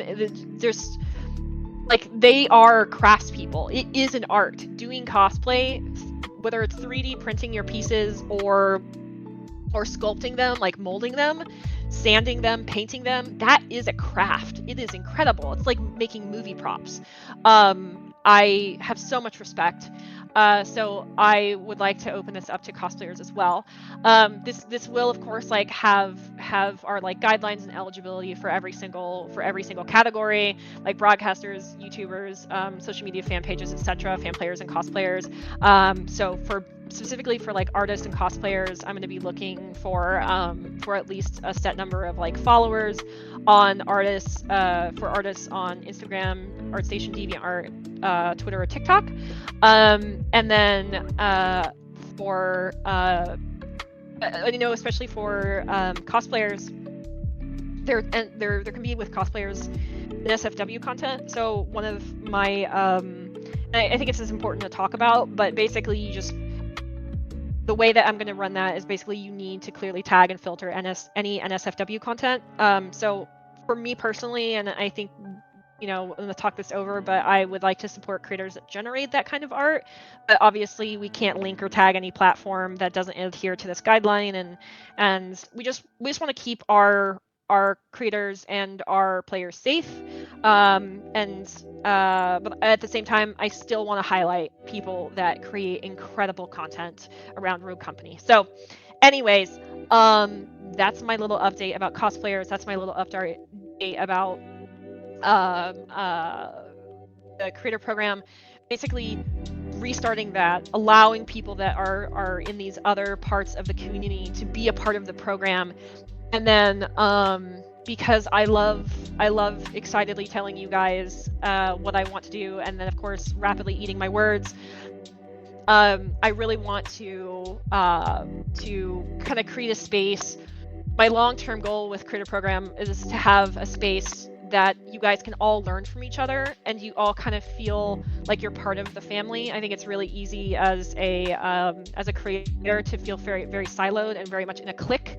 And I think there are so many, I hate to use the term like opportunity space, but there are so many opportunity spaces for players who say do nothing but say TikTok or cosplayers, to be able to teach people that create video content in YouTube or Twitch how to make better, say, TikTok content.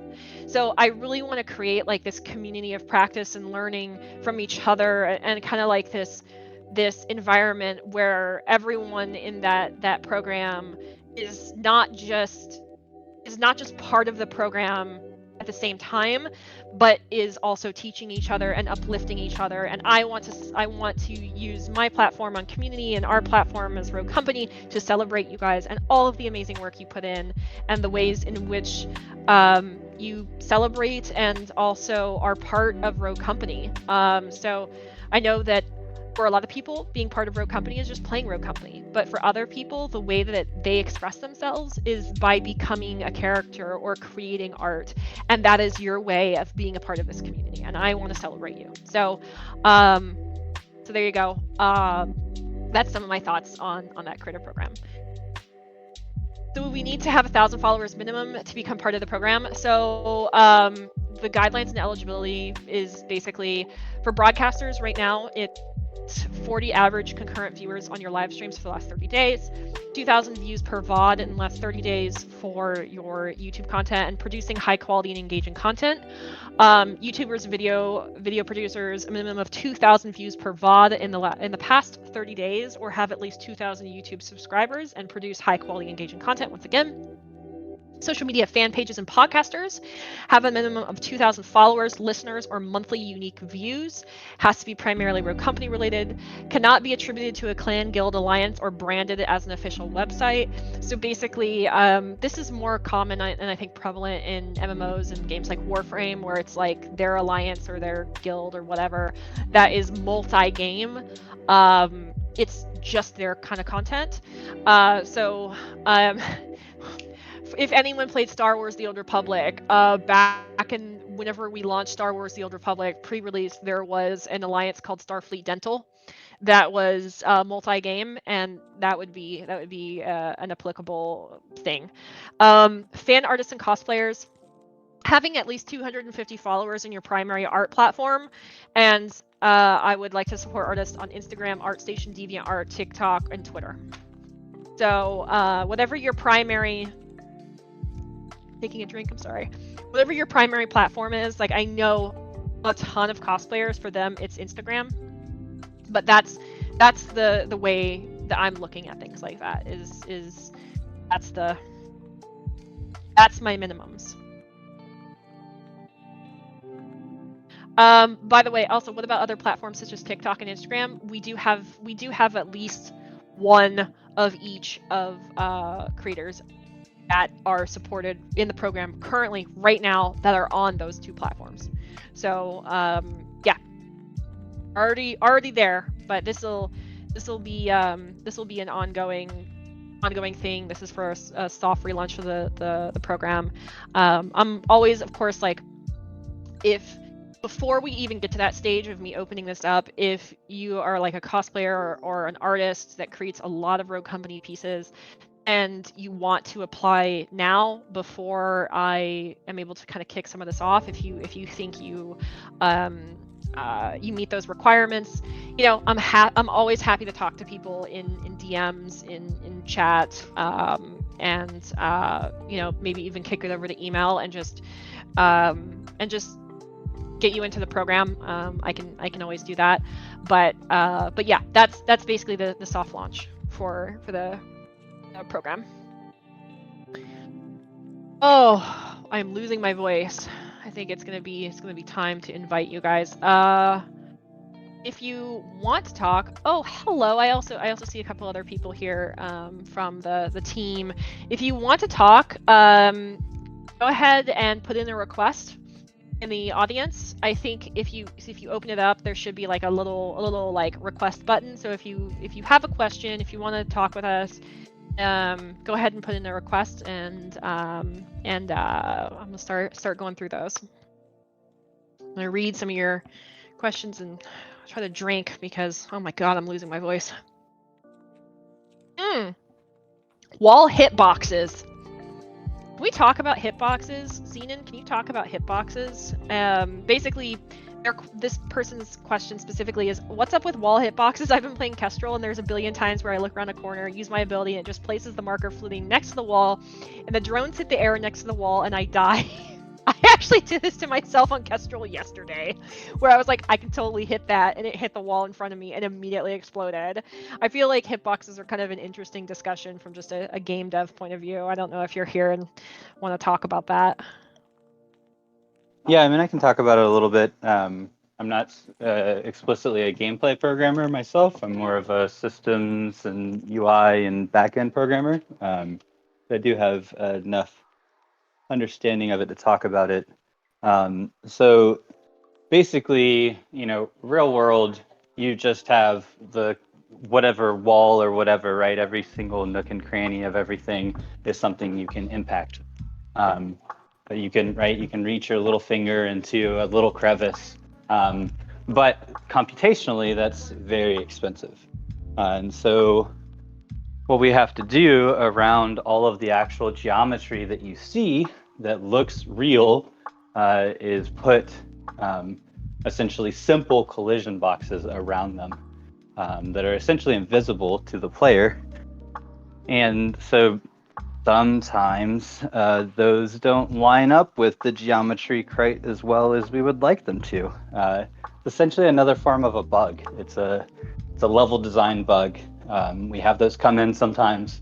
We send them across to the level designer and like, hey, there's an invisible collision here that we're able to 100% reproduce. That stand here, shoot there. You should be able to shoot through that, and you can't. Or right, a grenade should be able to go through there, and it can't. We've also got a lot of the flip, where our QA has been able to find second stories of some buildings that you can't actually get to, but we didn't actually properly put that invisible collision on them, so you're able to throw a grenade through them. Same type of bug, just the flip side of the coin. Does that make sense? Makes sense for me. But then again, dev. Yeah, I think it's funny. It's funny that was brought up, and with the Kestrel example specifically, because because I literally exploded myself yesterday doing that exact scenario. I think it was on Vice, in kind of like waterside. When you're kind of like in the cafe piece, it's the center piece of geometry on that water side of Vice, and I was peeking around the corner. I was trying to replicate a bug with the sandbags going in and out of rendering if you're standing on a certain point in Vice, and I accidentally hit my Kestrel drones right up against that wall and blew myself up. It really gave me an old Unreal Tournament moment whenever you would blow yourself up with your rocket launchers, which I still do in Halo Infinite, by the way. There are times where it calls for it in Halo Infinite, where I know I'm going to explode, but I'm taking someone with me.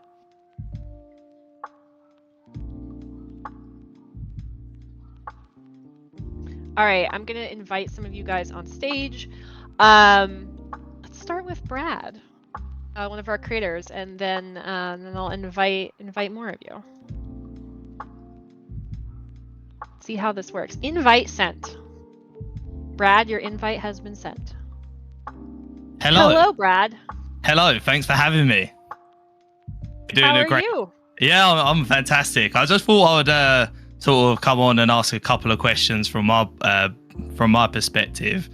I've already seen this in the patch notes, but this season is intentionally shorter than season 4, so we're cutting a whole month off. I was just wondering if that is going to be a standard sort of that we're going to see for the rest of year 2, or if this is something just specific to this season. So it is going to be a standard for year 2. We made a note about this in patch notes, but basically we want to.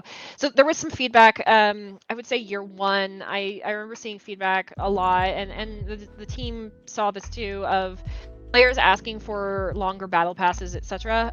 So one of our kind of answers to that is having more battle passes with the same amount of levels, so that people can still finish those if they play a little bit more casually, so they still have a chance to finish those. And then that way, essentially, they will have more content that they can continue to play for. Because I think a lot of people finished those 50 levels pretty. If you played a lot, you played through those 50 levels pretty fast. So it's kind of like a 2 birds, 1 stone kind of thing. So it's really weird for me to say that, having 2 parrots. But basically, people that play a little bit more casually should be able to get through the battle passes a little bit easier. People that play a lot more will still have. They'll basically have more content that they can play towards with more battle passes coming in year 2. It's so funny. I'm just reading the comments and people were mentioning how loud my microphone was. So hopefully I've moved it a bit further away and I'm not deafening people. But as a yeah, I'm so sorry, everyone. Secondly, as a follow-up question to that, because obviously we're getting shorter seasons, I imagine we're a lot more strain on producing cosmetics for the year. Does that mean we're going to see less new cosmetics in the shop rotations? That's a great question. It's one I don't have a definitive answer for. I know that for example, I know that this release, we didn't have any new cosmetics introduced into the shop. So one of the things with Project Saint is we're kind of pulling back on some of the new content we're producing, and we are instead going to try to be focusing, as you guys probably already know, on like quality of life improvements. Yep. And also bug fixes. Yeah.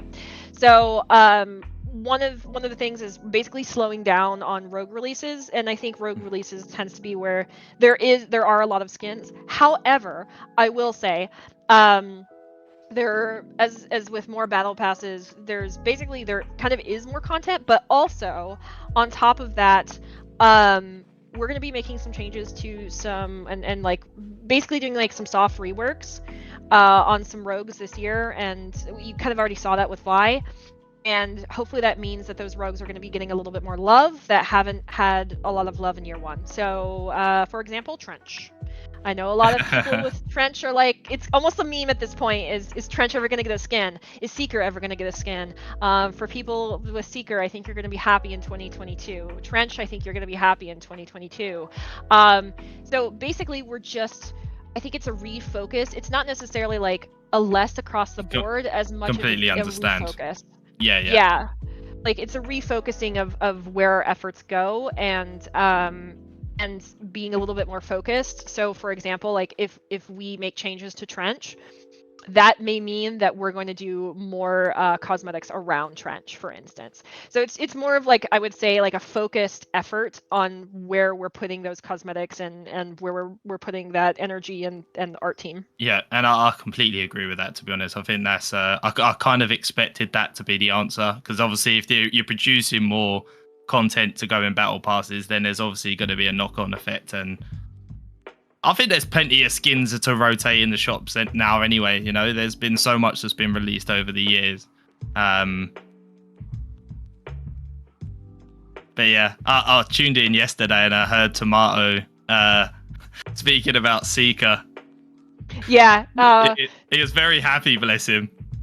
Oh yeah, he was so excited. So for those of you that weren't there, whenever I did my Twitter Spaces yesterday, a player popped in by the name of Tomato, by the way, or Tomato. if you are listening, Tomato, hello, how are you? Yeah, he popped in and he was asking about Seeker because he's a Seeker main, and I told him that he's probably going to be happy with 2022. At least I really hope he is. And I'm really excited for players that I know, Seeker and like Trench. I know that you guys main those rogues. Anvil, I see Anvil Mankini skin. Oh my god, don't do that to my eyes. I know that there's with like those rogues, there's been a lot of requests for basically just giving them some love and giving them some cosmetics. So yeah, always A lot to happy to look also forward just pass to. that along. Yeah, I think 2022, like we're just really getting started. This is literally just the first release. But there's a lot of exciting stuff coming down the pipeline, and I'm so excited to just kind of share that with you guys. So I'm not sure what you spoke about in sort of the first 20, 30 minutes, as I was actually kind of half-heartedly listening. So I don't want to repeat any questions and take the stage away from people that may have been here that have got questions that I'd like to ask you. But they were kind of selfishly what I wanted to sort of know. yeah, absolutely. Thank you so much for asking the questions you've had, Brad. I will try to pop into your stream more. It's fine. I get you're so busy, and you're doing a brilliant job. Oh, thank you so much, and I love popping in your stream, so that's right back at you.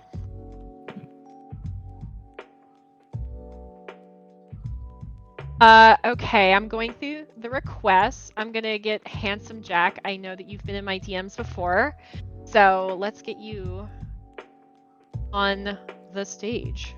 It's so weird. Oh Hello and welcome. oh my god, I wasn't I wasn't preparing for this, at least now. I just finished the game right now. Rogue Company, game, a match. So is it good that I like didn't pull you in about 10 seconds sooner whenever you were at the very end of your match? Yeah. Okay, by the way, hello to everyone. Hello, Minnie. Hello, Zenon. Hello, beautiful people here on the awesome stage once more. Hello. Yeah, I know. I've been a thorn in your side for quite some time. I understand that. I'm sorry for that. It's okay. It's not like any particular people, it's just volume. Like the volume of DMs I get can be so astronomical, and I feel like such an asshole. Like I I'll know. be honest with you guys. I feel like an asshole whenever I can't answer all of your DMs because I'm juggling like 5 meetings and a million messages, and so I end up like answering maybe like 2 a day, and I'm just like, oh god, that sucks. I wish I had more time. So anyways, don't worry, you are not a thorn in my side. Okay. Okay. By the way, I am the second speaker, right after Brad. So I feel kind of because Brad actually nailed it, and I feel kind of. Anyway, I'll try to get my things together. Anyways, as for my you have a terrific and unique product, a game. I don't usually like to use the term product, but it's a gaming industry, so Fair. Yeah. I strongly believe that the visual effects of the visuals of the game are so awesome. The skins are so awesome. I mean, I'm looking. I have bought. Since the game released. I have bought every the small packs, the $5 packs. Help me out here. I mean, I'm looking. So naturally, I bought the newest small pack kind of thing, and I'm looking at and I'm looking at the skin of Ronin's, and it's simply amazing. I mean, seriously, it just transforms Ronin from something to something else. And that's the thing. That's the great things about skins. Anyways, As for Rogue now, and my questions. Okay, I really need to get my head together. Sorry, forgive me for trying to stall here, Mini and guys. First things first. What about loot boxes? And I really, I got such negative feedback on loot boxes, and I really have to, I really have to point out that I don't want the shop to changes, or I don't want the loot boxes to have that, those curious algorithms that, the game knows what it's going to give you. I'm not talking about those kind of loot boxes. I'm talking about loot boxes. I mean, okay, the idea of loot boxes firstly came to me due to the battle zone. I mean, the boxes are so good visually. I mean, every time I open a mythic box, it's like you open it on battle zone and it feels powerful. Do you understand what I'm saying? Yes. Are you basically asking if we're ever going to add loot boxes, or if loot boxes are something that we have considered? Yes, and basically I want loot boxes because you can categorize the loot boxes, and you can have like you remember do you remember on our previous stage that I asked you about the dance, because I'm a dance lover, so I love dances, so you can have loot boxes about dances, because some people said that the shop rotates really slow and stuff like that, so you can have loot boxes like dancing loot boxes or skins loot boxes or stuff like that. Yes, you can have the randomized effect, depending on the loot box rarity, like mythic, common, epic and stuff like that. But it's a direct. I strongly believe that a loot box is a direct link from the buyer. Like, I want to buy something, I want it from that category, and I want it now with a pinch of salt of gambling. It's a loot box. It's always exciting to. I think you know what I mean, right? Yeah. So to kind of talk a little bit about loot boxes, I think. Like, currently, obviously, there's no loot boxes or anything like that in Rogue Company, and I think there, if you're going to implement something like loot boxes, and this is my personal opinion is, if you're going to introduce something like loot boxes into a game, there's a way to do it and there's a way not to do it. And the way to not do it, and this is, again, this is my personal opinion, and I never want to throw any other studio or developer under the bus, because I know just how difficult it is making games, but I've played games where the only way by which you can obtain a cosmetic that is a new release in a game is by buying a loot box. So an example of a game that I played where this was kind of a thing and kind of created some friction for me was, I played a lot of Overwatch back in the day. If anyone played a lot of Overwatch, you're probably familiar with the feeling of like, and like, its algorithms. I know. Right. So it ends up being then purely gambling, and it doesn't feel great. The way I would say that I like, personally, I kind of feel, and of course, like, I'm biased here, so understand that, but one of the ways I do think loot boxes are done better would be something like Paladins. I know that there are people that also play like the Hextech boxes in League of Legends, but I personally don't mind the boxes in something like Paladins, because at least, for instance, you spend like 200 gems and you're guaranteed to get 1 out of 12 of that series of boxes, right? From like a cosmetic line from that series of boxes. So I think if we ever implement, and this is, again, I'm not saying we are going to implement this, I am not saying that, but I would say, if there is ever a chance where you're going to implement, if we're ever going to implement something like that into Rogue Company, it's going to be more on the line of Paladins, where it's like you have a very specific line that you can get through something like reputation or rogue bucks, and it's a lower cost because it's random, but you're guaranteed to get something from that line, from that series of boxes. So I would say it's going to be more in the vein of Paladins than it would be ever in the vein of something like say Overwatch. But I know that there's a lot of complicated feelings around things like loot boxes, Yeah. and I'm very aware of that. I think our team is also incredibly aware of that. So, so it's something that if we do, we want to make sure that we're doing it correctly and we're Yeah, doing it in a way that doesn't feel like shit. yeah, that's what I'm trying to say. If I'm with you on that one, 100%. If you are going to do a loot box, you have to do it like correctly, in the correct way. I'm always talking about that. I'm not just saying to just randomly add loot boxes with you know what I mean. Yep. So Okay. yeah, that's my 2 cents on loot boxes and where I think Okay. personally where I think we would go if that was ever something to be implemented into Rogue Company. Okay. Apart from that, I'm taking the thing Brad said. This year's season is a lot, so it's 1 month approximately shorter than the rest. I heard you. I heard your answer earlier on, Brad. What about Battle Pass XP boosts, like the boosts we have for rogues and stuff like that? Some of us, I understand that maybe some of you don't need Battle Pass XP because you're playing the game all the time and you're enjoying it, and you want more Battle Pass steps and rewards and stuff like that. I can completely understand that.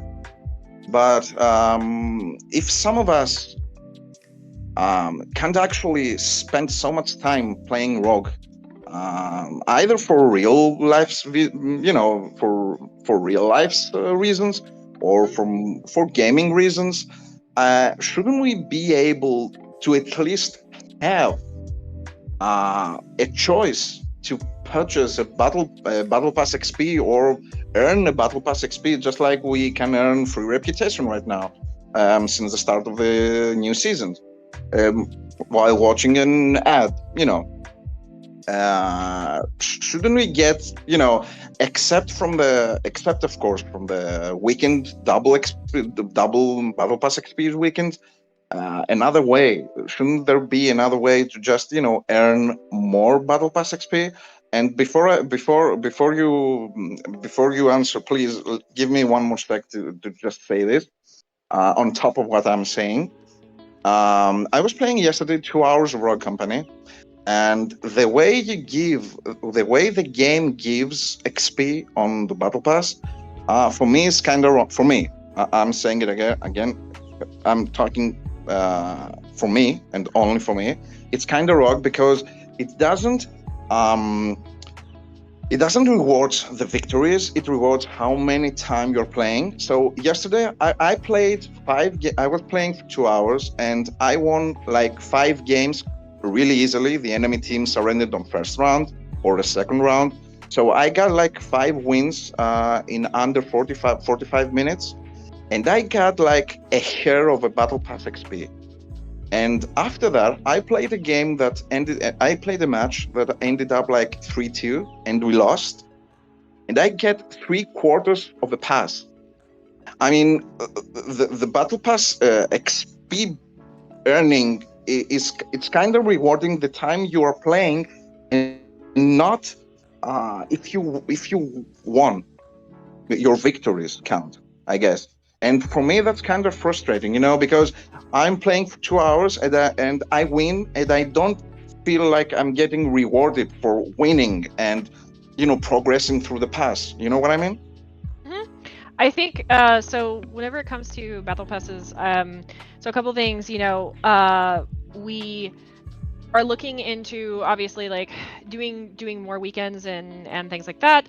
I think the specific thing you're talking about is someone mentioned in the chat. It's contract XP, and I think that's valid feedback. I will say that with battle passes, if it was tied to victories alone, if progressing off of victories alone was the way to progress the battle pass, it would feel extremely bad for people who go on losing streaks. So I think it needs to be balanced so that it's still fun and you still feel like you're making progress even if you're on a losing streak. But I think whenever it comes to contract XP, I think that's certainly valid feedback that can be passed along to the team. Yeah, I am hearing completely what you're saying, but just like the player that fails the game fails, it's his enemy, his team doesn't cut it and they don't win. Okay, that's understandable. But if we are following that logic, okay, doesn't that mean that we are winning the games should feel like, you know, I won the game. I want Battle Pass XP. You know, I want to be rewarded for winning. Um, maybe you can add more XP on contracts. I don't know if you are referring to that. Like, are you referring to that while when you're talking about XP on contracts? Are you referring to, you know, um, raise the XP gaining from finishing contracts? Is that it? Basically, yes, yes, because of finishing the contract and like basically progressing through contracts. Yeah. Yes. That would be that would be good, I guess. By the way, I forgot. By the way, I forgot to apologize to you all people. I have a weird accent and I'm not speaking too well English, so I apologize for that. By the way, I should have said that from the start. Okay, I have one last thing to say. I don't know if you have time or I need to step down. There are other great people that I need to talk. I don't know if I can ask you that. I would love to get some other people in here, but next chat, just hold on to your question and I'm happy to answer it then. Yeah. Thank you for having me. You're doing a terrific work, all of you, seriously. And thank you for these stages. And please, Minnie, continue to do those stages more often and more often and more often, again and again, so we can gather around and talk with each other.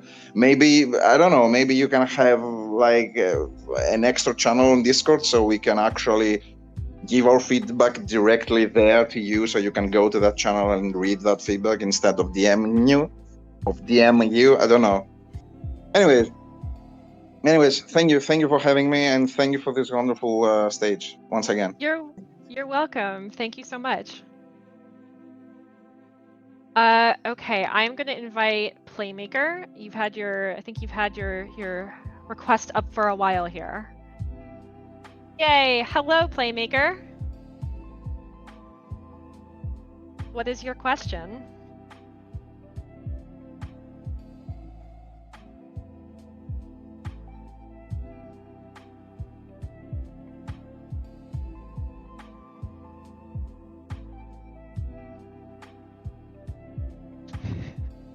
Guys, you guys are brutal in the chat. You guys are brutal in the chat.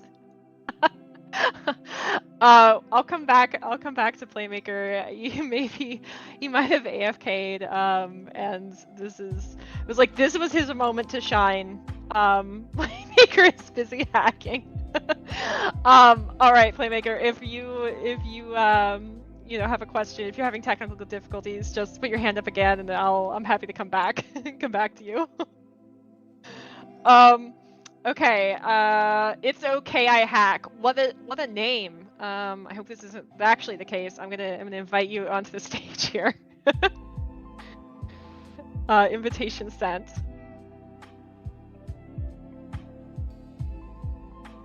Oh, hello there. Hello. Thanks for having me. Yeah. Oh, okay, it works. At least something. It does work. You're here. Okay, just a quick question about the NPCs and the team balancing. If we could get some more info about it, because it does feel like they're just the lowest levels of intelligence when I play with them. Are you basically asking about matchmaking? Yes, and the random bots that join our team once if we don't fill up with human players. So currently bots are only filling in they're only in 6v6, I believe. Xenon can confirm that. I think we've only left them on in 6v6. But whenever it comes to matchmaking is something that that I think we feel pretty passionate about. It's something that we've been spending a good amount of time on. So to kind of talk a little bit about it, basically matchmaking, the way in which the system, from what I understand, the system is kind of what's the right word for it? Basically, we're working off an older system, and some of the members of the team that initially made that system, not for Rogue Company specifically, but for some of the other high-res games, are no longer. That's no longer true. It's no longer true. Nope. So that was part of the work we did last year when we were talking about improving the matchmaker. It's when we went to a newer version of the industry standard algorithm for it. And so, it's we've seen statistically that it's improving the matchmaking quality. We've continued to modify it to tailor towards what Rogue Company needs versus using kind of the generic matchmaking the algorithm as it was originally created. And we're continuing to do that.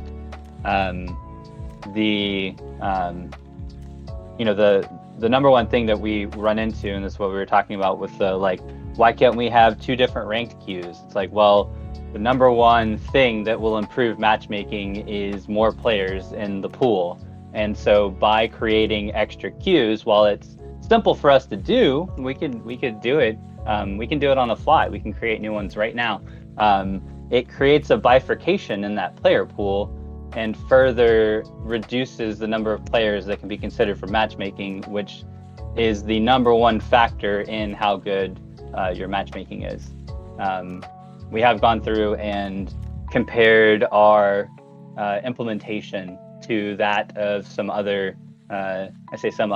one other major game where we're just sharing arbitrary agnostic data with each other to basically confirm that we are making roughly similar matches with them, because we consistently hear that matchmaking concern, particularly on Rogue Company, more so than our other games, and so we wanted to put money into it and actually confirm that this newer system is making as good of matches as possible off of the algorithm as it sat at that point. And like I said, we've continued to improve that. We've continued to drive that forward to Rogue Company. But that's why we've got to do a limited number of queues, is to try and keep the player pool as high as possible. Similarly, we have to limit the number of regions that we create. As soon as we create a new region, then we are splitting off some other regions and again reducing that player pool. Yep. Are we using, is it Open Match still from Google that we basically base this on? Yes. Okay. I remember in the original blog we had talked about, there was a mention about Open Match. So for people in the chat that really want to get into the nitty-gritty, this is what we're talking about. This is what Xenon's talking about. So it's, if you understand this, bless. You're a better person than me. I listened to some of this video and I was like, I understood some of these words.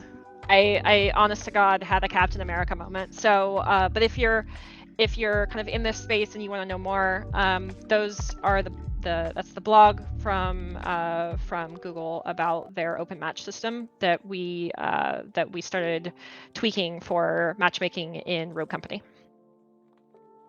Does that kind of answer your question probably a little bit even more in depth than I could have answered it? It's okay, I hack. Yes, it does. It's just a follow-up about the bots that fill in during 6v6 team deathmatch mostly. Is there a possibility to up their intelligence, that they do at least something, and instead of just running towards the enemy and not shooting or doing anything other than feeding? So maybe Xenon can kind of talk about that a little bit because I believe we hired someone for bots specifically to like make bots better, basically. But I know that bots are also kind of a bit of a, I don't want to say like, they're a bit of a temporary solution because ideally we won't need bots at all whenever the human backfill system is in place. So I know that that's Yeah, the long term. that's really it. That's the biggest thing, right? It's intended to be a short-term solution for a longer-term problem, and so we've, rather than investing, more and more time into that, into bots, improving bots themselves, which is just a rabbit hole that you could dump tons of people hours, people years into, and still not have them as good as they possibly could be.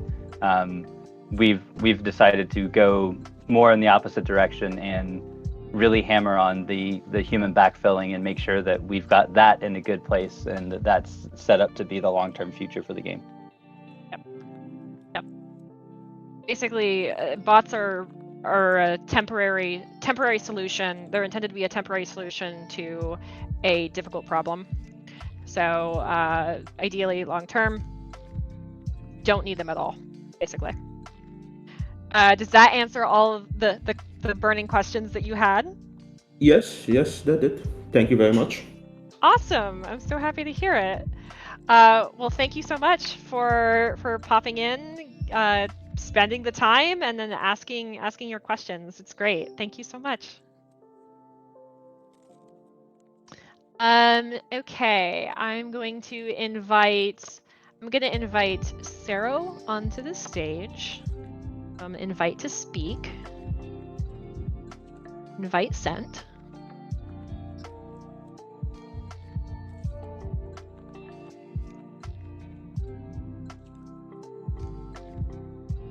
Need more ways to get boost and rep. Yeah, I'm reading your comments here. Hello, Sarah. Oh, there we go. It took a second for it to come through. Excellent.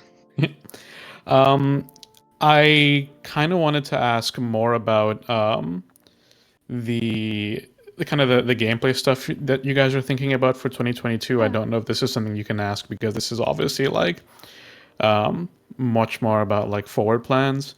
The way Rogue Company works right now is that like a character, a lot of their signature is in their ability, and their abilities are usually something that can either like turn the tide of a round, like Cannon's Gatling gun, that can slow things down or just mow down a couple of enemy players, or something like Demo's grenade launcher, where you can maybe get a multi-kill and make a push off of that.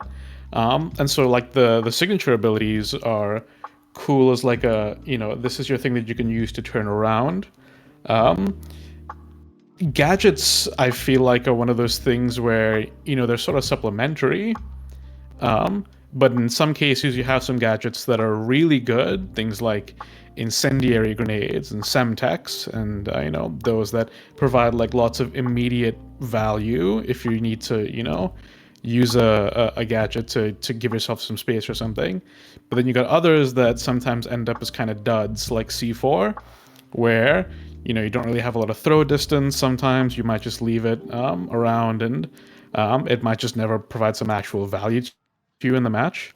Mm-hmm. And so I'm wondering what you guys have planned for 2022 in terms of your philosophy on gadgets, how much value they provide to you as a player compared to your ability, which can sometimes be really big, and if you guys have any fun ideas for experimenting with gadgets that can create funny moments. Like one of the comparisons, I think it was like Halo Infinite, where all the clips that you see of people doing just insane stuff with grapple hooks and the boosts and repelling gadgets and things like that. Obviously, Rogue Company is a different kind of game, but I'm wondering where you guys are, where your head is at in terms of being able to do more fun things with gadgets and to provide players like unique experiences, not just something like, oh well, my gadgets are like my grenades that I can use to throw some extra stuff in there. Yeah. So I know that this has actually been kind of a discussion. Hopefully you guys can still hear me because I'm grabbing something to drink, so I'm walking around my kitchen. But this is something that I know that the design team has talked about. Perks, I think, are kind of similar. Like, a lot of people kind of feel like with perks, if they were able to choose their perks rather than choose from like a predetermined list of perks, they would be able to kind of customize for their gameplay a little bit more. I think we kind of tried some of this with weapon mastery as well. Yeah, I was about to say Where- weapon mastery is kind of thing where like it gives you more like a way to customize how you feel when you're playing. Yeah, so Mhm. basically, yeah, with weapon mastery, it's like, do you like this SMG more than this other SMG? And Yeah. we should give you an opportunity to be able to use that SMG if you want to.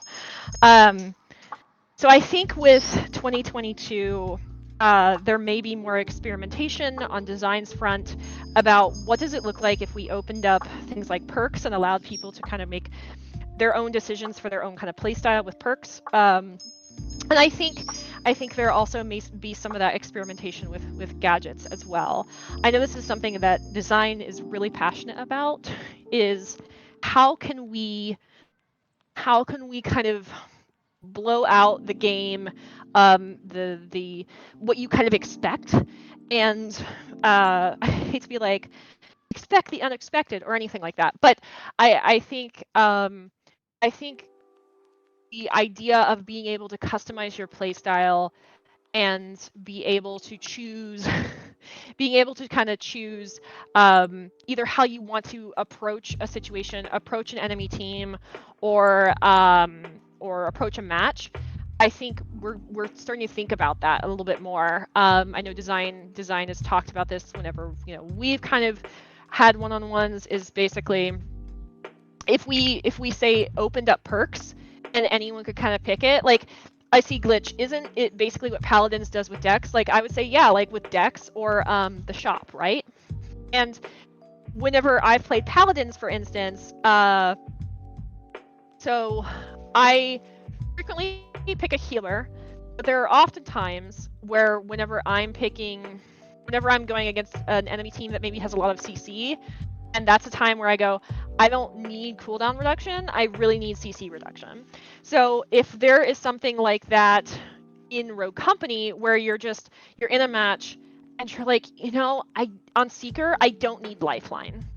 Instead, I want to be more like padded steps, a little bit more stealthy. I think that's the better approach to playing against this enemy team. We've kind of talked about that on the design side of like, what would that look like for Rogue Company, and is that a and I'm just using padded steps as an example before anyone panics. But everyone in the chat is like padded steps panic because I know a lot Someone's of just having like really bad Lancer flashbacks right now. That's all. Right. With the arbitrator, I just brought it back to the arbitrator Lancer padded steps, and like everyone just hating that. I'm so sorry. Slowly I just dematerializing. Everyone's just staring into the void. But I think it could potentially open up, like it goes one of two ways. It either opens up more interesting gameplay decisions where people are, okay, you have someone with padded steps, how do you counter that? Like, is there a perk and a set of, like, is C4 then the pickup for people with padded steps? That's kind of like an example, right? Or is it just going to be a case where everyone picks up like padded steps and some other perks that are considered to be really, really strong, right? Yeah, I guess my thing is, I kind of see this in two ways. Yeah, I sort of kind of see this in two ways. When you're talking about perks, I feel like you have to be really, really careful with that, because perks are one of those things where like it can fundamentally change your playstyle. Like when you pick up padded steps, when you pick up resupply, or the lifesteal perk. Those are perks that can really change how you play as a character, because they can make you like way more aggressive, or like with Lancer or someone, if you pick up padded steps, you can be like, oh, like I am now just ultimate stealth mode. And the first thing that popped into my head was a game like Overwatch, where eventually, once that game's meta like really settled, it became the thing of, oh, you have to pick this character to counter that character, or you have to pick this character to counter that character. And it became like really stagnant, and so people would just get angry at you if you didn't pick the right counter character.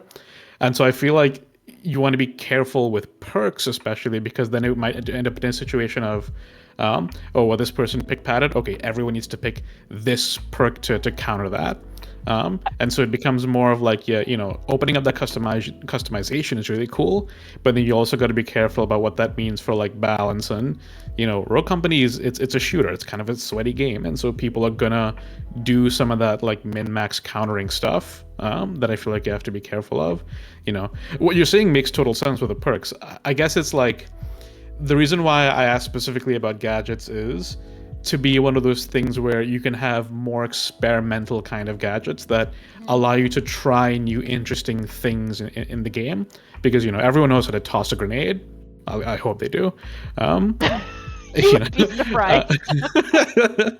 But I guess it's me thinking of like, what does the design team have in mind for like ways to involve and create fun little extra gimmicks or like extra cool things that you can do in Rogue Company, where like you create that memorable moment when you use a certain gadget that like bounces around a wall or gives you that clutch moment. I guess that's what I'm asking, but I also get what you're saying about like perks and like opening up customization for you to like have exactly the kind of experience you want between weapons and perks and even gadgets. Yeah, I mean, I think it's valid. I think of course, like the way to go about this is the two ways. The first being maybe experiment with opening up perks, gadgets for everyone and seeing how that impacts gameplay. But then from there, like if that ends up being a system that kind of accomplishes that, great. But then I think the other half of that is introducing new perks. I mean, new gadgets, and seeing if, as you said, like there are certain gadgets that maybe you can only take in a limited number or at a certain time in the game that really create amazing gameplay moments. Because Right. I know that that's the thing with Overwatch that you referenced. Overwatch absolutely has these kind of moments in the game that are, especially with the ult system in that game, where it's like you have those moments maybe with two characters and you can really create this really memorable moment in the game. And yeah, I think there's potential for something like that in Rogue Company to really like have these kind of MVP moments and kind of just open it up to what that kind of looks like. So yeah, thank you. This is great. No problem. Yeah, appreciate it. Do you have any other questions for me? No, I'm good. I've rambled enough. I guess that's the main thing. Is I guess I'm interested in knowing like how your team's looking at, pushing Rogue Company even further and like making it, giving it more of its like unique flair. Because I think like visually and aesthetically, Rogue Company really has that really cool kind of, punk, different kind of vibe that sets it apart from other shooters. But I'm interested to see how we can like kind of change up the third-person shooter formula and make it more of its own thing, between characters and gadgets and just like the way you play around that can be cool and interesting and unique. Yeah, basically breaking a gameplay loop so it doesn't feel like same match every single round. Yep. Yeah, absolutely. exactly. Yeah. Totally agree with that, and I think that's something that's really valid and is something that I think the design team is really thinking about with this year. So, thank you so much. This has been a great discussion. Yeah, no problem. So I really wanted to address before I invite someone else on stage. Are you working on an open spectator mode, basically free camera and such? So I know that talking about spectator mode, really quickly, I know that there's a bug with spectator mode right now. I know there's a LATAM tournament this weekend with relying on customs and spectator mode, and I know that is a bug. It is broken where spectator just breaks currently, and that's a bug that we have logged, I guess I should say, that we have logged and that we're working on.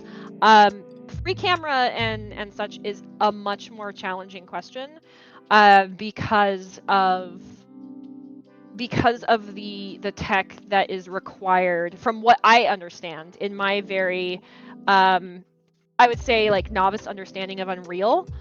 I think from what I know, like free cam and spectate cams can actually be quite a challenge with Unreal, especially free cams. Someone more I would say on the tech side that might understand that better would be able to explain why. But I know that it's a great idea, and I know that we've talked about things like spectator, free cam. I would absolutely love that, by the way, as someone that does community and ends up doing a lot of recording on the community side. It would be great to have a free cam. But I know that it's technically a little bit challenging, and currently, whenever we consider any sort of tech like that, we want to make sure it's balanced against, are we taking resources away from another part of the game that is a need to have rather than a nice to have. I know that that's a consideration, and something like MVP systems fall into this, like plays of the game, they also kind of fall into this. It's basically, these things would be really, really great. Yeah, and I know it helps content creators and editors. Like, it would help me a ton too. But again, always has to be balanced against what it takes for engineering to implement it, and the time, and basically what we're taking away from. So yeah, I the funny thing is I think those are suggestions that I frequently see. There's suggestions I frequently add whenever people ask me internally, what suggestions do the players have for the game? They always get added, but it's just one of those things that just has to be weighed and balanced, and it just may not be the right time. But by that I mean we're working on a lot of core systems that I think are really important to the game, and we need to get those out the door before we can consider something like that. Do you own a parrot? I own 2 parrots. That's what you're hearing. Yes. One is in a box right now. The other is on top of her cage looking at me menacingly. Yes. I have two children. They are green. They are feathered. And they're kind of assholes. Exactly. So yeah, I'm gonna grab some more people. Birds or dinosaurs? You don't even know. You don't even know. I'm gonna grab some more people that have requested. There's a lot of you. So let me grab mini orcs. You've been waiting for a while, so let me invite you to speak. Hello. Good evening. I want some questions to be answered. First question being, is there ever going to be a rogue with 2 melees in each hand? I think that's a really cool possibility. I can't tell you whether for sure yes or no, but I think that would be really cool. I don't know what the tech for something like that would look like, but that's a dope suggestion. A ninja rogue, people are saying in chat. Yeah. It would be awesome. Also, collab with either Samuel Jackson or Snoop Dogg would be excellent.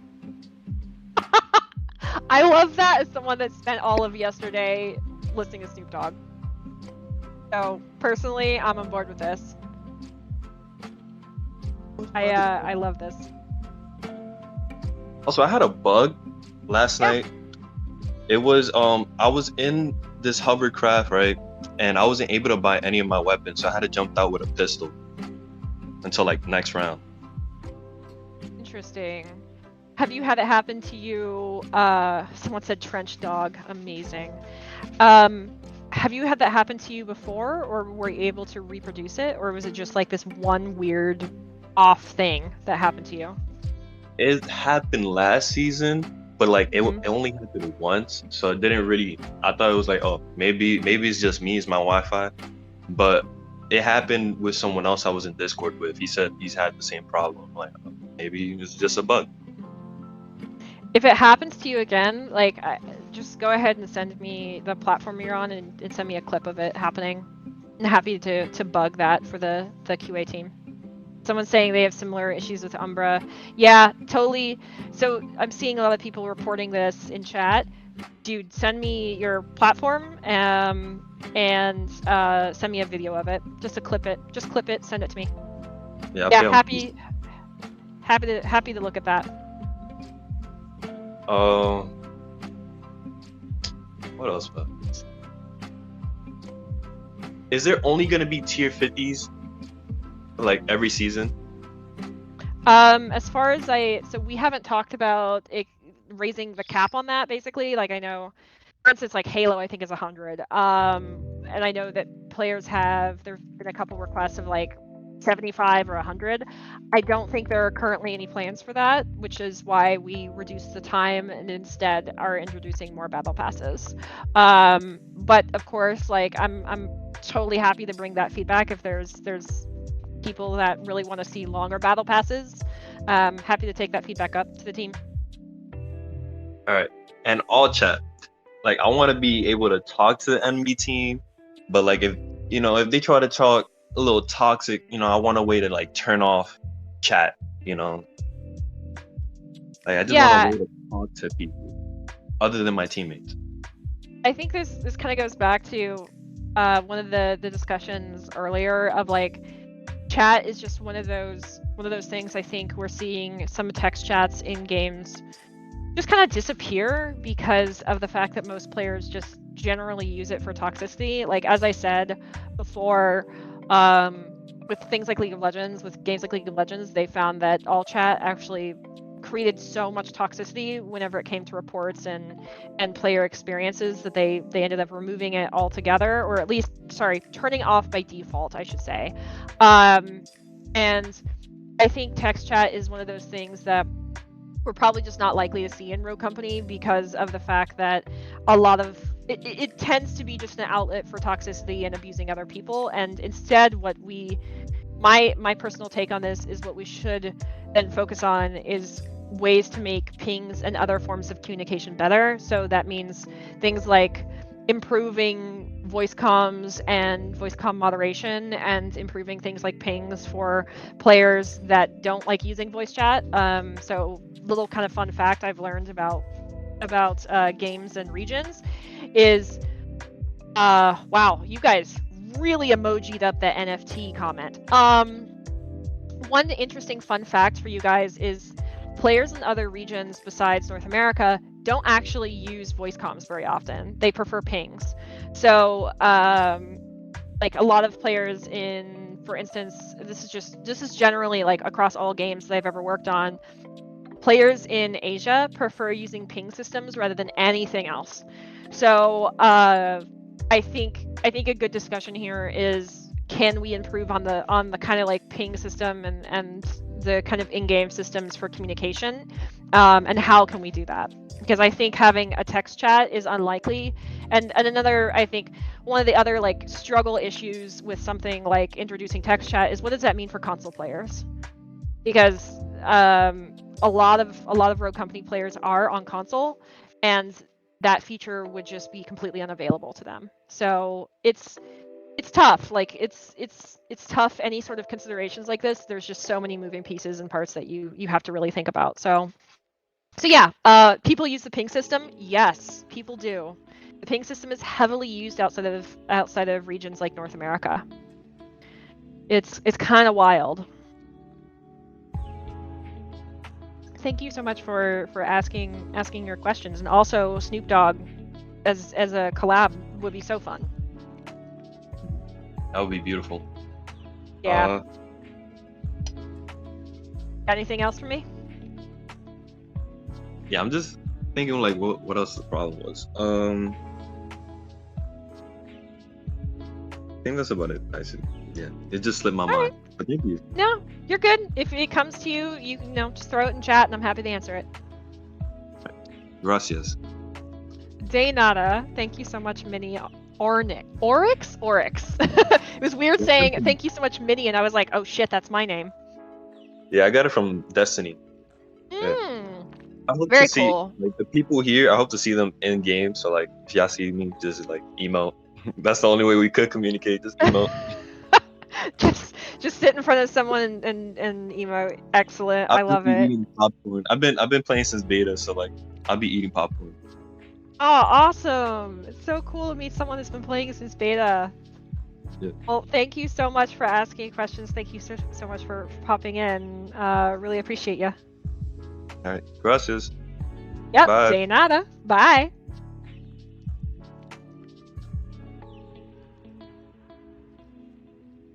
All right, Phantom's Apathy.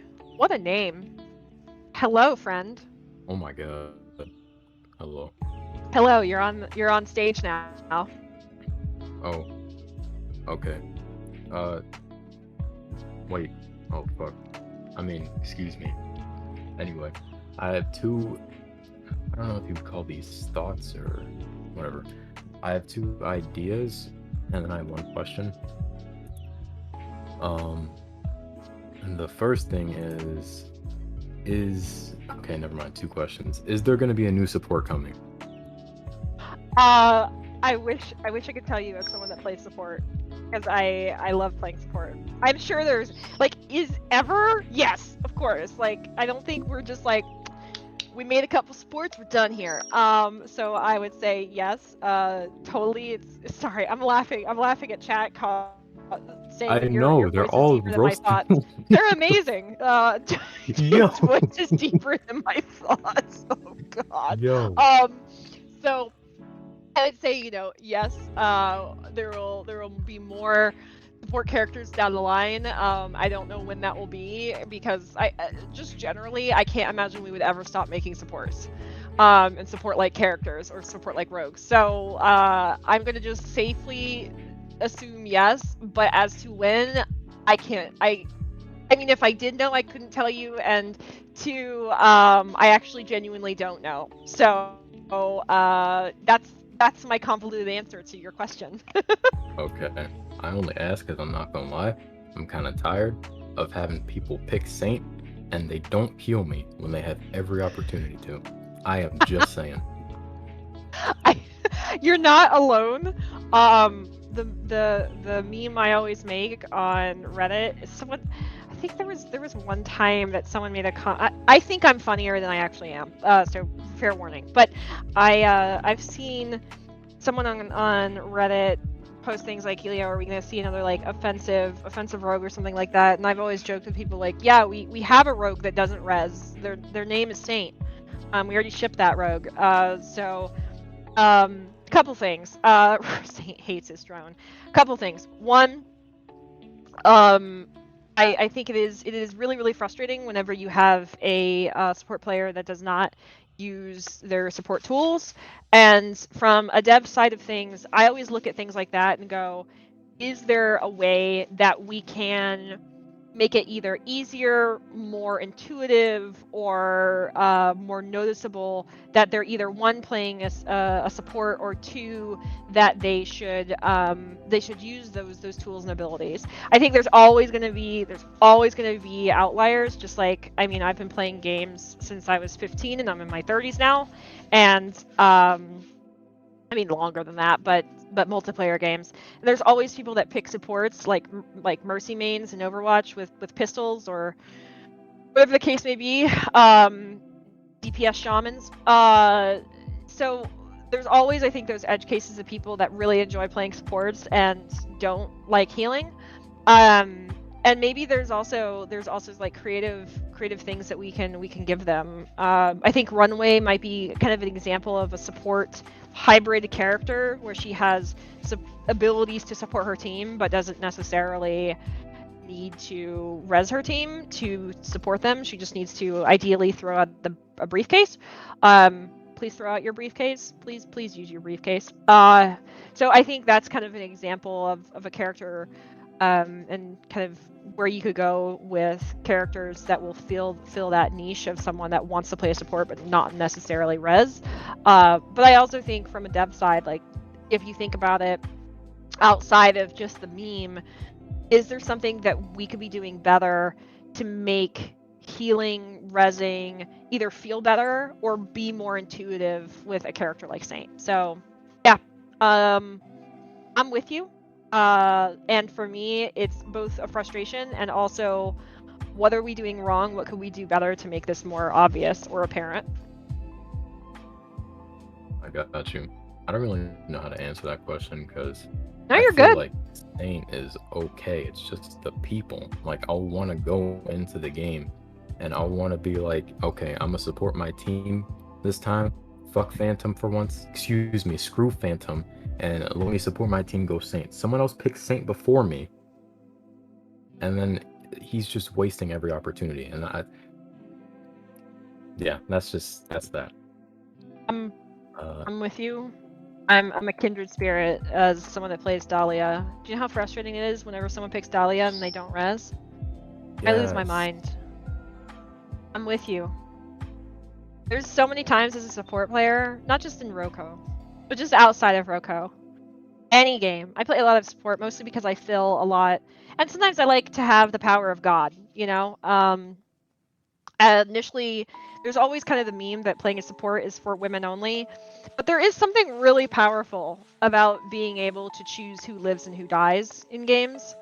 And there's nothing worse than whenever you're actually in serious mode and you just have a support that just completely ignores the objective and does nothing to actually help your team. So Minnie can't aim, so she plays support to cover up. I see you, Casual Kai. I can aim just fine. Aim just fine. I feel attacked. I can generally aim just fine whenever I haven't been talking since 3 p.m. Okay? We'll talk about this. Casual Kai. Don't at me. Anyways, thank you so much for your question. Do you have anything else for me? Oh, yeah. Okay. My second thing is, hear me out. I'm not joking. Take the Fixer and give him a Michael Jackson skin. I need it. Michael Jackson. Does he have on the shoes too? Yes, like this guy, Phantom default I said Phantom. Default Fixer looks like he just looks cool. Like he looks like he's got a certain attitude. He looks like he's got a certain vibe. And if he had Michael's fit on, bro, I would play Fixer a lot more than I play Phantom. I'd be there for it. I'd be there. I mean, I'm a child of the 80s and 90s. I'd be living for it. See, there you go. Yeah. I love it. My last thing is kind of a dumbass question, so anyone roasting me, I perfectly understand. Fire So away, my man. I don't really understand how this works. So in terms of the Switch version, can you kind of explain to me what the deal with team deathmatch is? Because Sure. You mean the 66? Yeah, or just modes in general, because I'm pretty sure Switch is like limited compared to other consoles, devices, whatever. So, a really short version is Switch hardware has a lot of constraints on it. So basically, Switch cannot handle it. Is really the too long didn't listen version. Is Switch hardware is extremely limiting. It's a wonderful handheld. It's a wonderful console. I personally absolutely love my Switch. It's probably my most played console outside of my PS4, which I don't know if anyone else in chat played Death Stranding, and then Final Fantasy VII Remake whenever it came out, but oh my god, I love those two games so much. Didn't think I was going to enjoy Death Stranding, by the way, but love it. You like Death Stranding? Never mind. Dude, Continue. yes, I do! I will No, fight bruh, people. no. Nope, I will fight. What is wrong? Death Stranding is good, actually. But Switch specifically, so Switch, I think it really can struggle whenever it comes to its hardware limitations. So here's kind of some of the tough game dev, I think, realities. I hope you don't hear my bird digging in the Sephora box to my right, but she is very loud for me. Okay.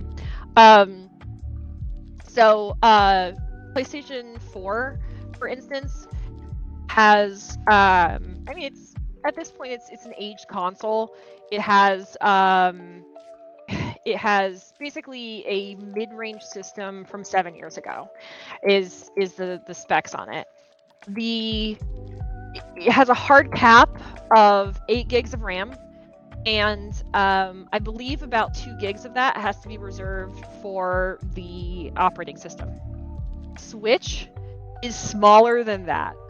So Switch is basically like it's running a game on something that is even more constrained than something like a PlayStation 4 that is like an 8-year top or like mid-tier system where it is running on, I believe, around 4 gigs of RAM. I'm trying to remember offhand. It's very small.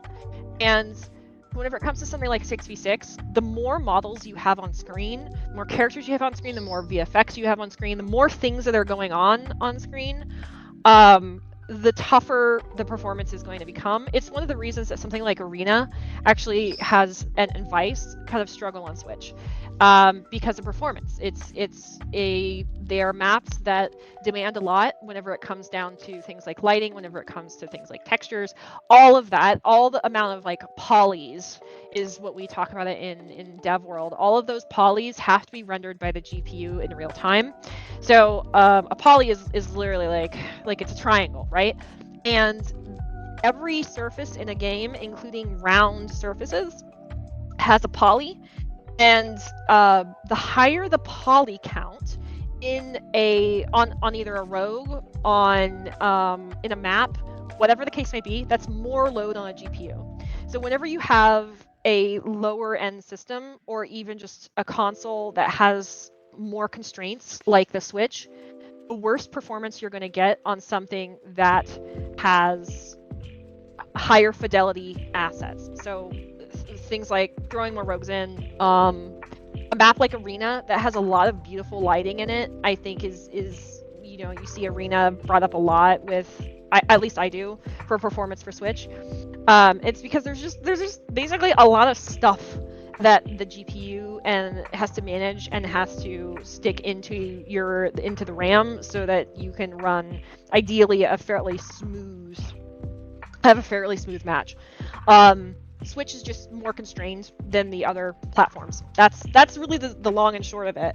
I found myself going into dev speak, and I'm really sorry. But basically, it's just constrained. Older consoles like this is also why Cyberpunk did not run on PlayStation or the older Xbox One.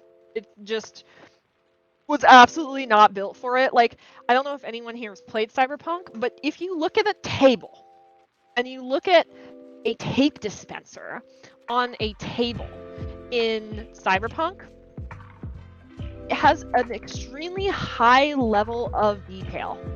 And we call those in the industry H-LODs. So literally the letter H, L-O-D, and high level of detail, or LOD level of detail. And that is a game that was never meant, in my opinion, to be able to run on PlayStation 4 or Xbox One, just because of its extreme level of detail. Like, the fact that you can add that many surfaces to a tape dispenser tells me that game is so beautiful, and it's actually kind of like a work of art, but never would be able to run on those consoles. So obviously we're not making Cyberpunk 2077, but whenever it comes down to Switch, it is very tough to ensure that players have a good experience on Switch. We have to be very cautious and mindful of game modes and any sort of maps. It's why I think a lot of our performance issues with maps specifically are generally on the Switch, but it's something that we're conscious of, and I would say more conscious of in the last 6 months than we even were, I think, at the beginning of 2021, because of just opening up communication more between community design and QA. So there you go. I'm really sorry for rambling. It's 6 o'clock and I'm losing my voice, but there you go. Hardware. Hardware is the long and short of it.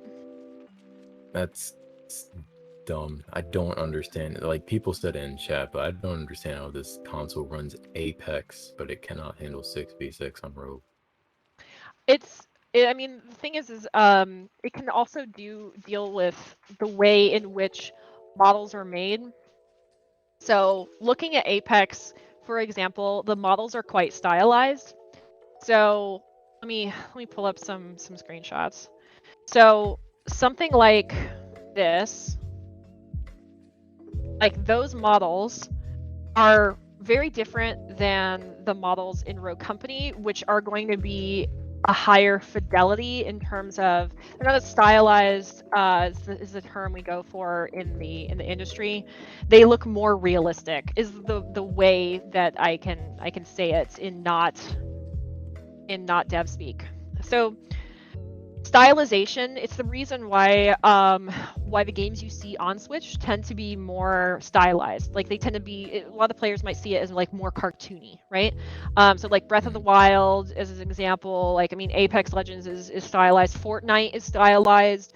A lot of those games are stylized, and the reason is because it's generally cheaper for art, and by cheaper, what I mean is not like cheaper money, but it certainly can be that too.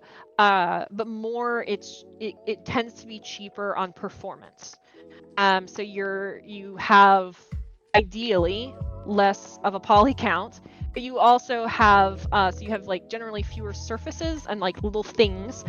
And if you get really into some of the nitty gritty of it, you also, on the models themselves, have less maps. So a map on a model, I know I'm getting really into the weeds here, but I love talking about this. So again, sorry. But a model, you have a character that is basically kind of like they're just their shape and they're gray, right? Like a 3D model is pretty a blank canvas. Let me see if I can find an example here. Okay, this is someone's 3D model of Iron Man. Oh, shit. But for instance, like you can look at like all the little level of detail on that Iron Man, for instance, like all those little grooves, right?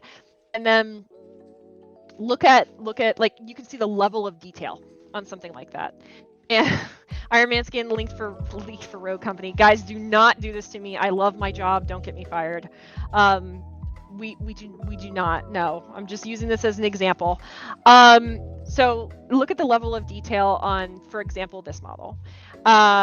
It's very different, and because of generally higher levels of detail, you have this model underneath, and then you have maps on top of it. And maps are things like there's a normal map, there's usually an occlusive map, things like that. They're basically the things that you have, like, okay, you have the texture wrap, so the flat thing that wraps around the model and gives it all of its colors. And then you have other layers on top of that, things like a map that basically then takes information from the lighting engine, and it maybe has then a reflection off of a bracelet, for instance. So that's basically more, I would say, like math for the GPU to do. And then sometimes there's even more maps on top of that. So an example of a game that does not have these kinds of constraints and can effectively run on like a toaster is League of Legends. And the reason is because all of those like little glints on a character's model, like all of those little shiny parts and surfaces on a character's model from that perspective are baked into the textures, which means that they're hand painted in. So there's no lighting engine that is doing that. That is all baked in to the character texture itself. So my toaster can't run it. I'm so sorry. So I'm sure there's going to be a joke in here about Ronin and butts. I cannot wait. But Yes, sir. but yeah. I know I really got off track here with Switch, but I really love talking about this and kind of giving you guys a deep dive into this. But basically, the higher fidelity, the higher level of detail on an asset, whether that's a character, whether that's a tape dispenser, whether that's a map, that level of detail all adds to performance, and it all then has to be wrapped inside of 3D, where it's wrapped with multiple different types of wraps that give it its color, its texture, the way that the color interacts with lighting, all of that. And your GPU is doing a lot of math at all points in time, and some PCs can run that really, really well, and some can't. So yeah, there you go. Sorry I got really off track. I hope you guys still found that kind of helpful. I love educating people about game development because I think it's just one of those things where you kind of like expect that game developers are sitting there and like sculpting a model, and it just kind of like poops out looking exactly like you see it in game, but that's absolutely not the case. There's so many levels of detail that go into it, and little things that you just don't see.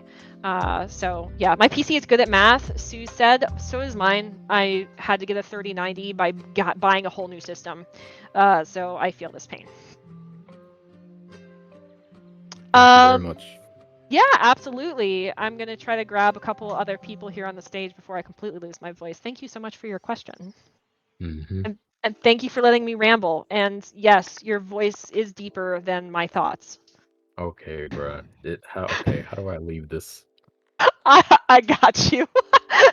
Thank you so much. Hello, Glitch. I'm inviting you. I'm literally trying to hydrate right now. Hello? Is on Hello. It is. There we go. I'm glad I joined, actually. Holy shit, I didn't expect it. Sorry. Hello, everybody. First of all, so yeah, I got a couple of questions concerning. Hold up, I got a list. It's only 3 questions, by the way. Excellent. I'll try not to ramble for 45 minutes. It's all good. So the first is a question that I've asked in the chat, but I'm not sure if you've seen it already. It's about the Valentine skins. I'm not sure if you guys are making that, because we all know Valentine's Day is coming soon. So, yeah. I want to know if you guys are working on that. I would love to be able to tell you if we were. I cannot. This is a spoiler-free zone, my man. Oh well, that's unfortunate. So I guess I'm having hopes, I guess. Hopes and dreams. Exactly. Well. Hopes and dreams. Well, we'll see then. We'll see. I'll stay hyped. What else? What else you got from me? So there's an issue I've been dealing with since the release of Rogue Company. Basically, I mean, I used to play on Switch, right? And I switched over to Xbox. So the issue on Switch is there is gyro aiming, right? In the closed beta, there was a time where aim assist wasn't strong. Let me just put it like that. That's where gyro aiming was actually viable. It was usable. Right. Since the aim assist got implemented, the gyro aiming became literally useless. It's impossible to use the gyro aiming because the aim assist is so strong to the point where even if you tilt your controller, the aim assist is holding you back your crosshairs to even reach the opponent. I'm not sure if that's still an issue, but I've been fighting for an option to turn off aim assist, just to put it like that. And I really hope that you guys are also thinking about it, because it could help other players who use gyro aiming, like me, for example, back then, to make it useful, basically, because it's just painful to use gyro aiming with aim assist. It's just useless, literally. So yeah. So whenever it comes to things like this, unfortunately, I don't get quite as much feedback from our Switch players. So this is something like I would love to have more of, I think, like a conversation about like what it currently feels like and what it used to kind of feel like. I know we're kind of talking about it now, but please feel free to like jump into my DMs, because frankly, I don't hear quite as much about Switch except various things being broken or performance being poor. So like, I'm happy to pass this along about gyro aiming versus aim assist. I know that, so just speaking broadly and kind of outside of the scope of just Switch, I know I've brought up things like I brought up the suggestion of being able to turn off aim assist before to design, and basically the TLDR answer I got from design was yes, like 10 people might turn off aim assist if that's the case, but the vast majority of people will leave aim assist on. However, in the case of like what you're discussing right now with like gyro aim assist, I think that's a completely viable discussion, and then I would like to continue to have that discussion in a DM. So yeah. Yeah. Okay, that's very. I mean, I'm very happy that I finally got my voice up to high res, honestly, or first Yeah, of watch, course. whoever develops, honestly, because I really stopped playing on the Switch just because of that. That's why I switched to Xbox. Mhm. um. So yeah, I'm very happy that I finally got my voice up there. Honestly, thank you so much for listening. Honestly. Hell yeah, happy to help. Yeah, so there's my last question. It's also suggestions. I'm so sorry. This word has always been like a pain in the ass to pronounce. I'm not Native American or something. Suggestion or what? You know what I'm saying? A propose like an idea. There we go. Just put it like that. I had an idea, which I said it in the channel, which was to have the option to pick a main menu theme because a lot of people actually love the season 1 theme, or basically the beta theme, which was I'm not sure if you played the closed beta, Yeah, but run the jewels. exactly. That's Yeah. holy moly. This jazz music it just fits to Rogue Company. This is why I also love this season's music too. It fits to Rogue Company for some reason. I don't know. Um, so yeah, the question is like, are we ever gonna get the option to pick our songs for the menu? Is there going to be a thing? I think it's a really cool idea. So I'll talk about this multiple fronts. Okay, first, let's talk about the season 1 music. I know a lot of people love season 1 music because I see this all the time. I think the problem that the trouble that we run into is the season 1 music was it was produced by Run the Jewels, and which is what made it so amazing. But whenever it comes to using music that another artist has made, we have to license it, which is extremely expensive.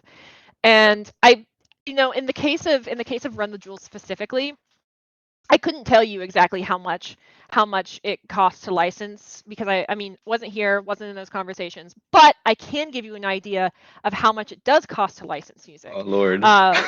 Because I've worked on titles where we licensed music for I worked on a particularly large MMO where we licensed 30 seconds of Two Steps from Hell, and it Yeah. cost $365,000 for 30 seconds.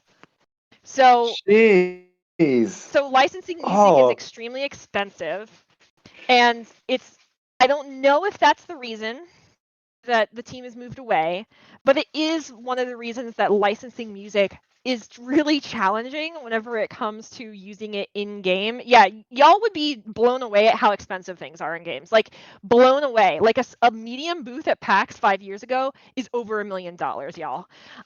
Games are so Jeez. expensive. Oh my Like God. All right. the big booths, like those big mega booths at PAX, if you guys ever went to PAX, like those really big booths, like you would always see Blizzard and stuff, 3 to 5 million. They're very expensive. Oh my So, God. No. games is expensive, y'all. So, I think whenever it comes to music, like I've actually brought this up just this week. I was having a meeting with our new brand guy, bless him, Ralph. Like I feel like I've dumped so many cool requests on him in the past week, and one of the things I dumped on him this week was getting together all the music that has been used in Rogue Company and either putting it on SoundCloud, putting it in the creator box, or putting it in like Spotify playlists, little things like that, because I know that the team would is Run the Jewels an artist name? Yes, because I know that creators like. It would be so like I personally loved the Kyoto job pass music. Like, oh my god, I loved that music so much. I just want to loop it in my dreams. And I imagine so many of you feel so similarly about the music in Roku. So yeah, I would love to get some of that stuff into like a creator box, get that stuff to you guys on either like a SoundCloud. I don't know. It's something that is one of my little side projects. Real tough for me to find the exact time to do it, but I'm with you. Like the music in Rogue Company is great, and I think it's I actually kind of think it's like a pillar of Rogue Company, is we're look good, get paid, and I think there's such an aesthetic to our music, to the skins, everything, and being able to actually use that music would be really cool, and I would love for that to be a thing. Music packs. I mean, again, like, so this is something I didn't answer that you did ask. Whenever it comes to being able to like choose your music in the front menu, this kind of goes to something I talked about before, which I can't remember because brain ears melt. But it would just take engineering time, and the question is if we want to take engineering time away from something that we feel is kind of critical, like human backfill or whatever the case may be, and put it towards something like that. I think that's one of those like really nice to haves, but not a necessity. So yeah, I'd love to see it. As you say, you love to see it, but I think it's one of those things that would probably come further down the line if it is implemented. Hopefully that kind of answers your question. And I'm always here to talk about the expense of games. A lot of my experience working in games in the past, I think I've gotten a pretty good idea of how much things cost in games, and I'm always open to share that because games are wildly expensive to make.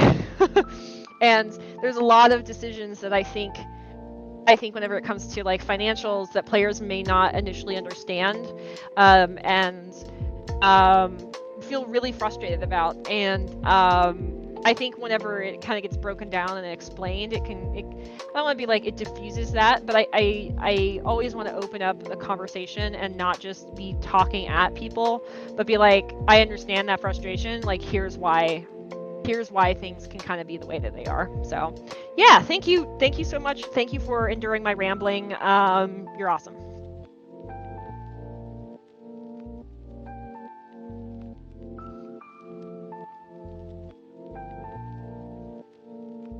Do you have any other questions for me? Oh no, did he die? What is it with you glitch mains? Glitch has glitched. Everyone with a glitch avatar just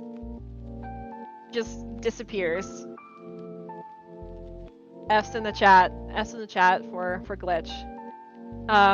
Thank you so much for your if you can still hear me, glitch. Thank you so much for your questions. Always happy to talk about it. And yeah, thanks for popping by. Okay, Playmaker, it's your time to shine once again, an hour later.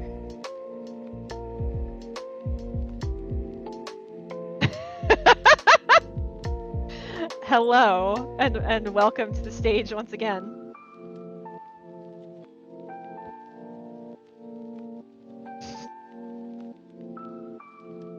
Oh no, Playmaker, is your Bluetooth dying once again? Oh no.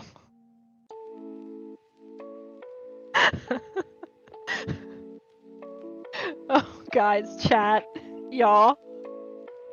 He's been like waiting for so long that I feel like he probably just like walked away.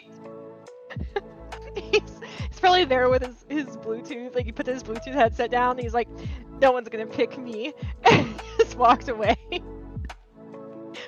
He's just been waiting for so long. Okay, I'm gonna keep Playmaker on the stage and invite another one of you, and if he comes back, that's awesome. Okay, Filthy Casual, get in here.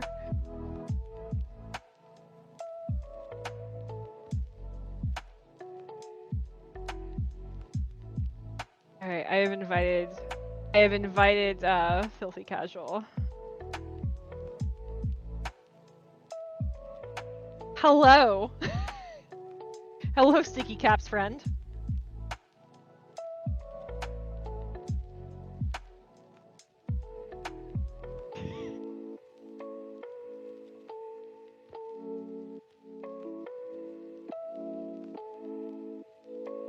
I see Playmaker has muted himself. I know he's trying. I know. Just root for Playmaker, everyone. Filthy Casual, is your mic also you struggling? Is your mic on the struggle? All right, I'm gonna invite more of you onto the stage. Well, hopefully they're able to resolve their mic issues. Mr. Darth Vader.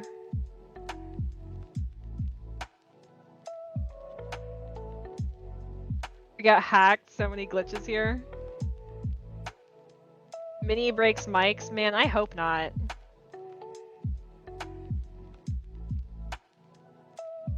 Hello? There you go. Oh my god, no, I'm actually shaking right now. Holy shit. Oh, sorry. Oh my god, no, I'm actually like... Oh, okay, let me get myself together, please. Okay, right. What about a Star Wars collab in your company? I mean, would be cool. Yeah. I would be down with it. I can't say if it'll happen. I mean, I couldn't if I knew. But it would be very cool if it could happen. I'm a huge Star Wars fan. I worked on Star Wars in the past. So yeah, I mean, what about it? Yeah, I think it would be dope. And I think a lot of players would think that, and I think a lot of the team would be really excited. It would likely be, someone said cost $1 billion. I think it would be, it would probably be expensive. It would be a long process. I've worked with LucasArts in the past, and it can be kind of a lengthy back and forth. Still had text to speech connected and didn't realize, Filthy Casual says. But yeah, anyways, TLDR, my thoughts. I think it would be really, really cool. But you know, obviously I'm not the person that can make that happen. And also, can you please nerf the Ronin and, like, you know, the Lancer, like the SMG Lancer and Ronin use that one? Can you please nerf it? I've died to it so many times today. When I start shooting them like 5 seconds before, then they just like one shot me with it. It's so annoying. Please.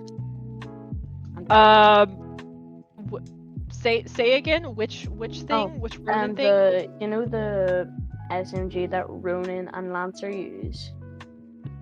Okay, yeah. Can you please nerf it? It's really stressful. The objection?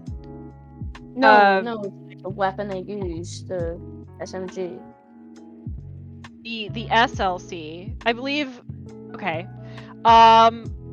You know, I'm happy to pass along feedback to the team about the SLC, but I am ultimately not the one that makes the calls. That's typically designed. Also, Filthy Casual, hello, your mic is on. It is loud. Yeah, you can hear me now? Oh yeah. Bro, your voice is bigger than the Titanic. Yeah, I was just trying to ask you about if you have anything on the future of Rogue Company in terms of story mode. Like, if we're gonna get any expansion on characters. Oh my god, I was definitely gonna say that. Expansion on characters, you know, we've started to expand things like their bios. We did that last year, and I know that there are things like, we wanted to do longer bios last year. So, you know, things like that are in the works. Whenever it comes to things like, I think someone asked about PvE co-op mode, those are things I personally cannot speak on. So, but whenever it comes to the narrative and expanding on kind of the story of Rogue Company and the story of various rogues, yeah, that's certainly something that that we're working on and we're trying to do more of.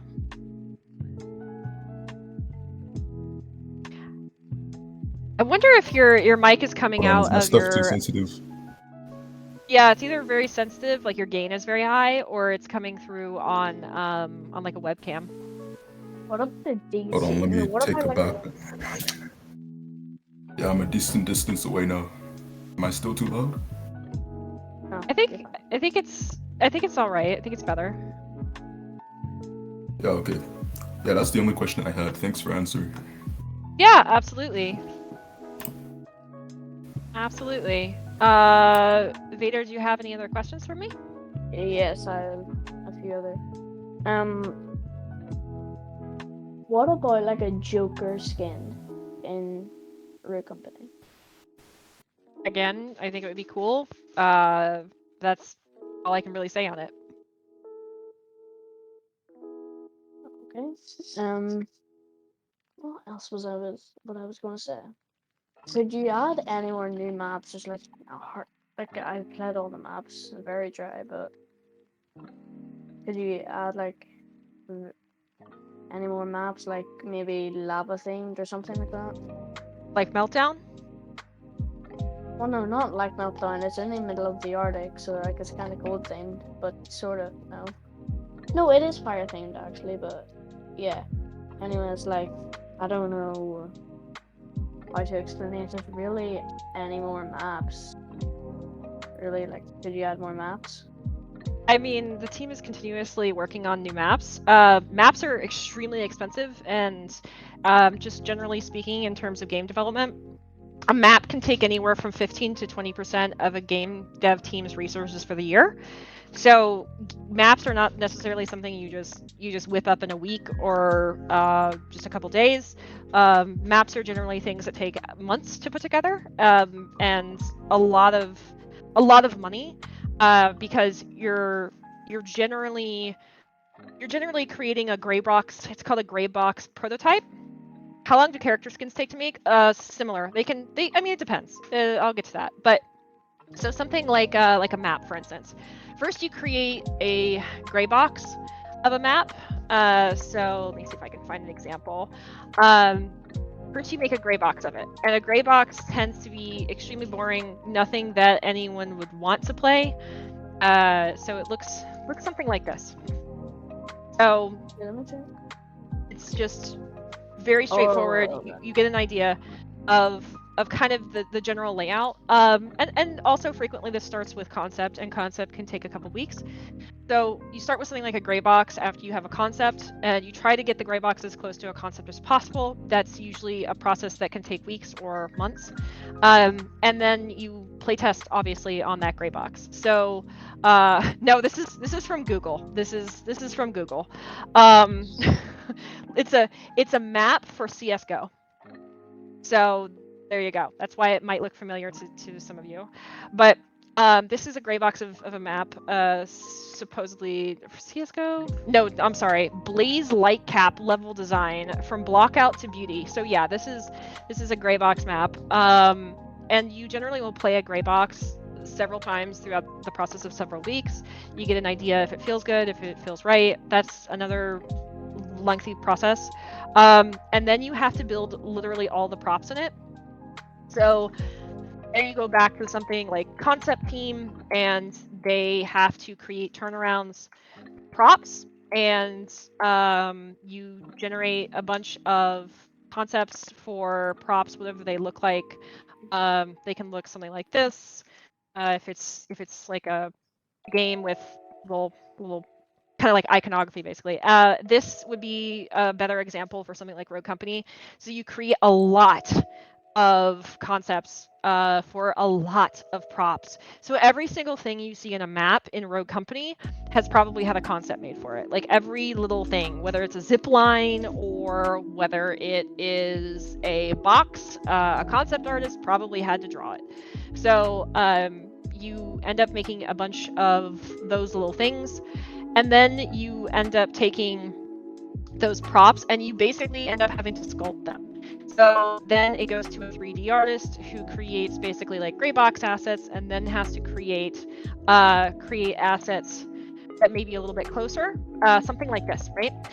And the funny thing is like you look at something like this and you're like, wow, that's just a crate with a bunch of cement blocks in it. But someone had to lovingly design for this. They had to lovingly design the crate.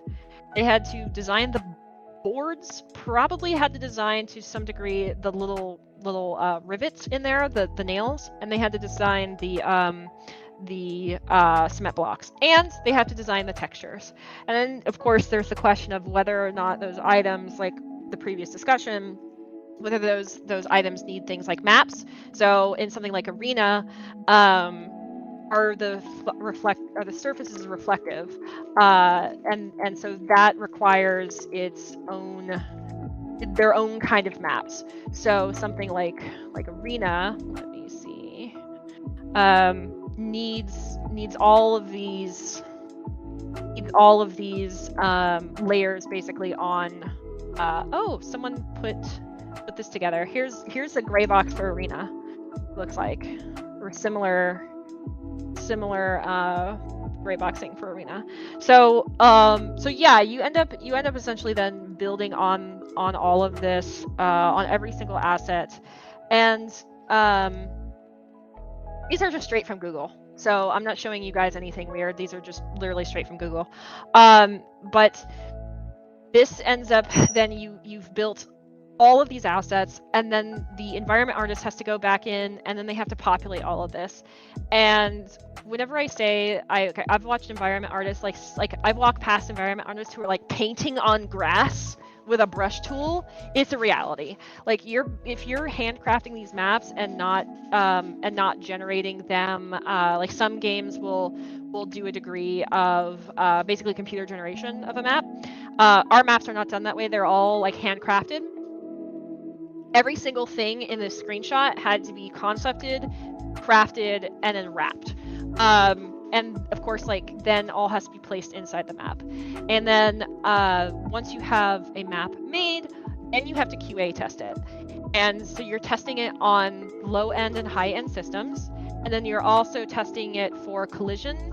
And it's kind of like I was experiencing this yesterday whenever I was on Vice. Like there's a certain place where the map kind of de-renders and you can see through the cement bags, and you have to check for things like that. So various parts then of the map have to be flagged in Unreal to not show a ground shadow, but not other parts of the map. There's basically then you have to go through the map and like not just QA test it, but like, oh, can you see a player through the wall?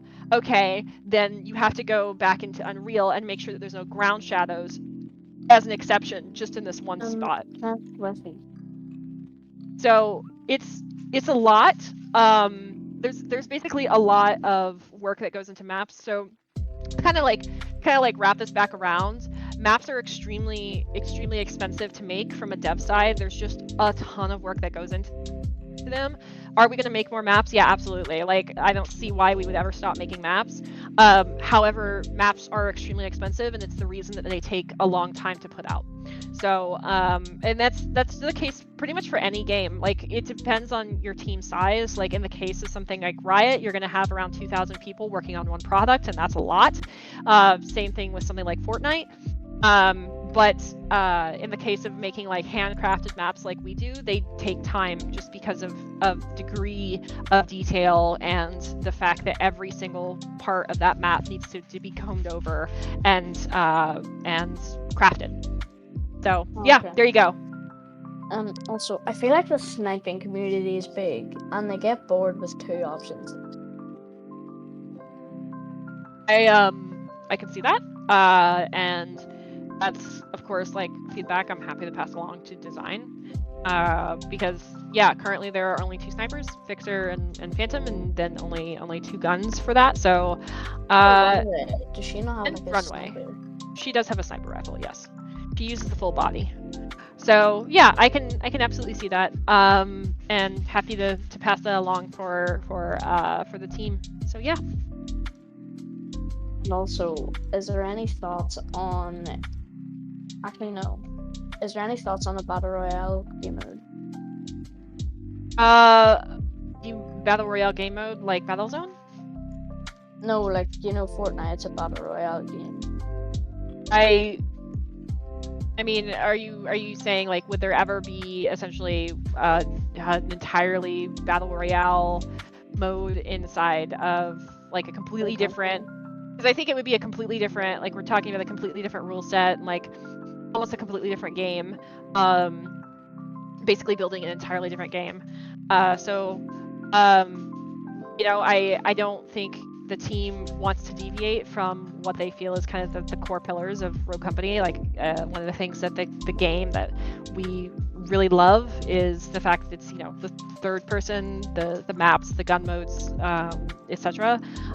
So I don't see like an open world kind of battle royale inside of Rogue Company ever happening, but yeah, I think whenever it comes to battle royale, I think the closest you're gonna see in Rogue Company is something like Battlezone, and I think Battlezone will see love as time goes on. So, All right.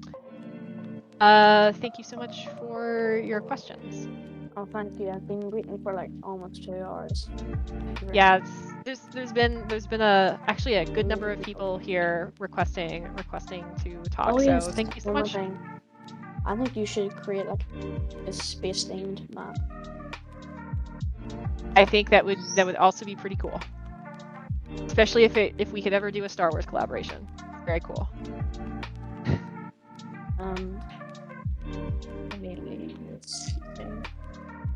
I'm gonna grab a couple other people because I need to wrap up for the day. But thank you so much. Okay, have a good evening. I think over in America. Yeah. At least. Okay. Yep, we're in the I'm evening. going to sleep now. It's like 12 o'clock for me now. So I'm in bed. But... Well, thank you so much for asking your questions, and I hope you have a good night. All right, Green Boy, I'm gonna get you on here because I know that you're gonna have great questions for me. I just know it. So get in here. I'm inviting you.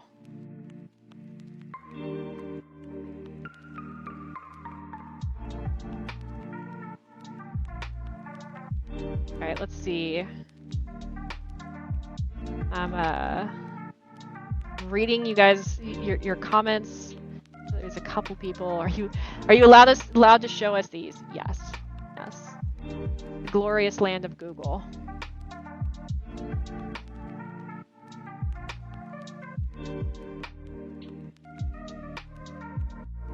I'm gonna take like a couple questions. I'm gonna invite you as well, X, because I know that you said you've been waiting. I'm gonna take like a couple more questions, and then I'm gonna wrap up because it's almost 7 o'clock, and I've been talking for nearly 4 hours.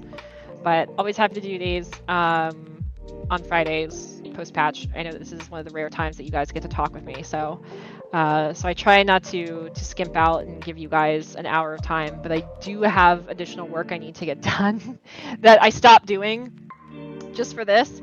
Let me invite you up here, X, and we can. I need to start wrapping up the questions. I'll catch you later, D. Cooper. See, Strikeout, you know exactly, like, Strikeout that's my kind of game mode. Low stress. I like it. Hello? Hello.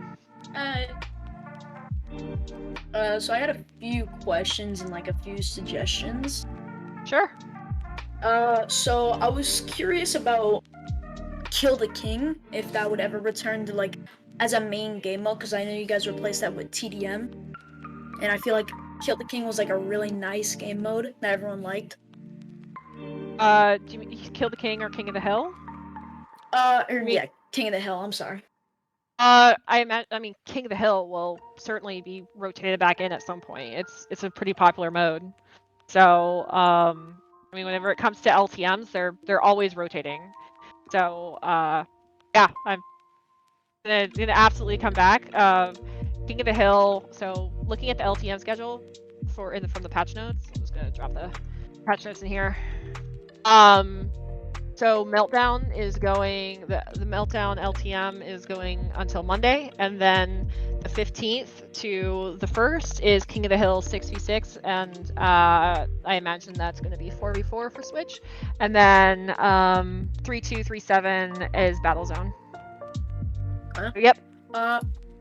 I was also curious, so I know objection, it's like a really high, or like a really debatable topic. So based on like convection, the objection buffs, Kestrel buffs, I was curious, like, why did you guys buff objection? Because a lot of people always like complained about like, basically, like it was way too overpowered pre-buff, like, and I just wanted to know why you guys buffed it, really. Like, what was your thoughts behind it? So all the weapon changes were made based on a mixture of community feedback and statistical data that backs up and drives our decisions. So the objection before, I think there was a lot of feedback and basically data that showed that the objection needed a little bit of love. It was underperforming compared to some of the other guns in the same class. So, we've made those kind of tweaks before, and whenever it comes to being able to make weapon balance decisions, the design team pretty exclusively makes decisions based off of community feedback and statistical data. So they get a lot of information about how guns are performing, which guns are at the top, which guns, and of course, like some of the things that can skew this kind of data is the popularity of the rogue. So for instance, we will probably have, and I'm not designed, so I'm not looking at this spreadsheet currently, but for an example, something like the KA30 will probably have more data on it and be picked up more because she's a default rogue. So whenever it comes to looking at data like the KA30, we probably just have richer data around the KA30. Lancer and the objection were pretty popular beforehand, so we had pretty good data around things that are popular, like the objection, and quite frankly the objection and some of the other guns that were given love were just I think community feedback and data showed us like it needed love in comparison. We've been trying to really make guns shine at what they're supposed to be good at. It's the reason why DMRs have been given some love. Why like they're supposed to be marksman rifles, right? They're supposed to be marksman rifles, and previously I think ARs were really outclassing them because ARs were just picked up way more often than say a DMR, because they were performing well at all ranges. And SMGs are supposed to perform really well close range and pretty well medium range. Long range DMRs, sniper rifles, ARs, they're generally like kind of an all-rounder, and a bit of shorter range as well. But objection, I mean, it's again like the objection specifically is just like any of the other balance changes we've made to guns is in comparison to other guns of the same class, it's not where we want it to be. So we bring up those numbers to see where things fall, if things need to be tweaked. But yeah, that's basically it. Okay, so I also wanted to know, are you guys gonna be adding any more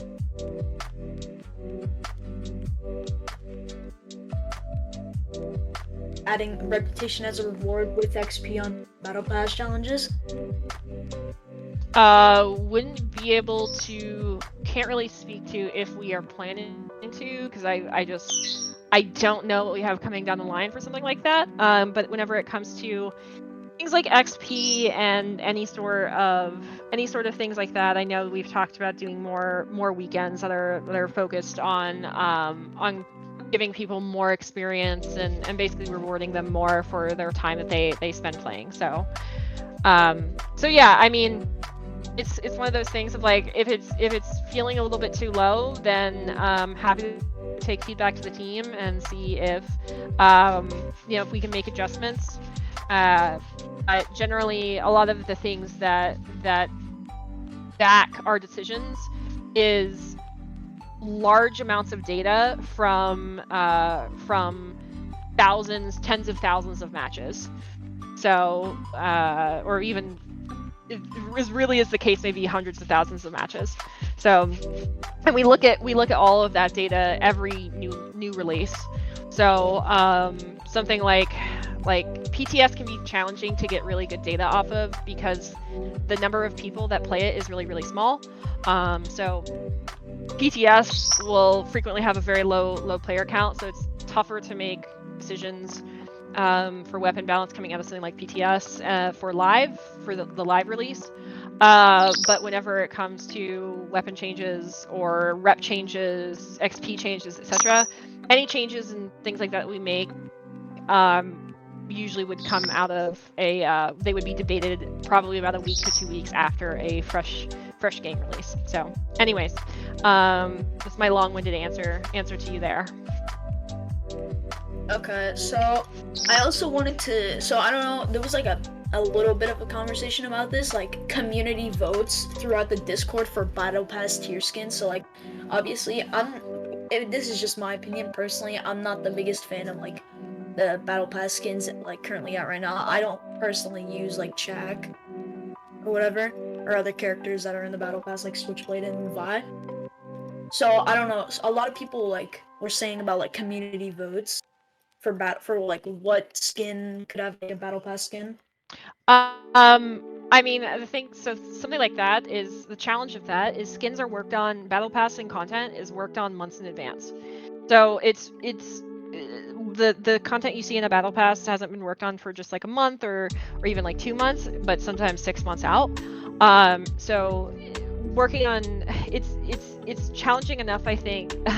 It's challenging enough, I think, to be able to plan for certain events for something like art, simply because there are there are plenty of times where you frankly just kind of run into stumbling blocks and skins get pushed back. But I mean, I think whenever it comes to skins and being able to pick skins for battle passes, I think there's kind of an interesting discussion like community collaborative skins, which goes back to a long answer I had earlier about the kind of work that goes into community collaborations and kind of in a way how unfeasible they can be. But in the case of like a community voted skin, I think it would be potentially more feasible to do something like the community votes on who gets a skin. People are always going to be unhappy with the rogues that get picked that are not their rogues that they main. So there's that. There's always the potential of like, if the community isn't designing the skin, they're going to be unhappy with the design direction that the skin takes. But I think the real challenge with something like that is for a battle pass is you'd be talking about a battle pass that is potentially even sometime like around, say, the fourth quarter, just because of how much time it takes to produce skins. So anyways, TLDR, I would love to do community collaborations with whenever it comes to and by collaborations I mean like have voting or picks or something like that with skins and cosmetics, but it's just very challenging. Yeah, and speaking of like collaborations, I was like wondering, so obviously you guys did that whole Dr. Disrespect collab like a year ago now. Do you guys have any like idea on maybe someone else that could probably collab with you guys? Like a whole map, their own map, their specific character? I mean, I have plenty of ideas, but I don't think, like, if we have something planned, I wouldn't be able to share it because of NDA. But of course, like, whenever it comes to things like ideas, yeah, I would have tons of ideas of who I would love to collaborate with. Like, personally, if I'm just talking about myself personally, I would love to see a Ghost in the Shell collaboration. A glimpse Ghost in the Shell. I personally, like, just me brainstorming and dreaming as a Rogue Company player, I would love to see that. Attack on Titan, things like that. That is my selfish desire.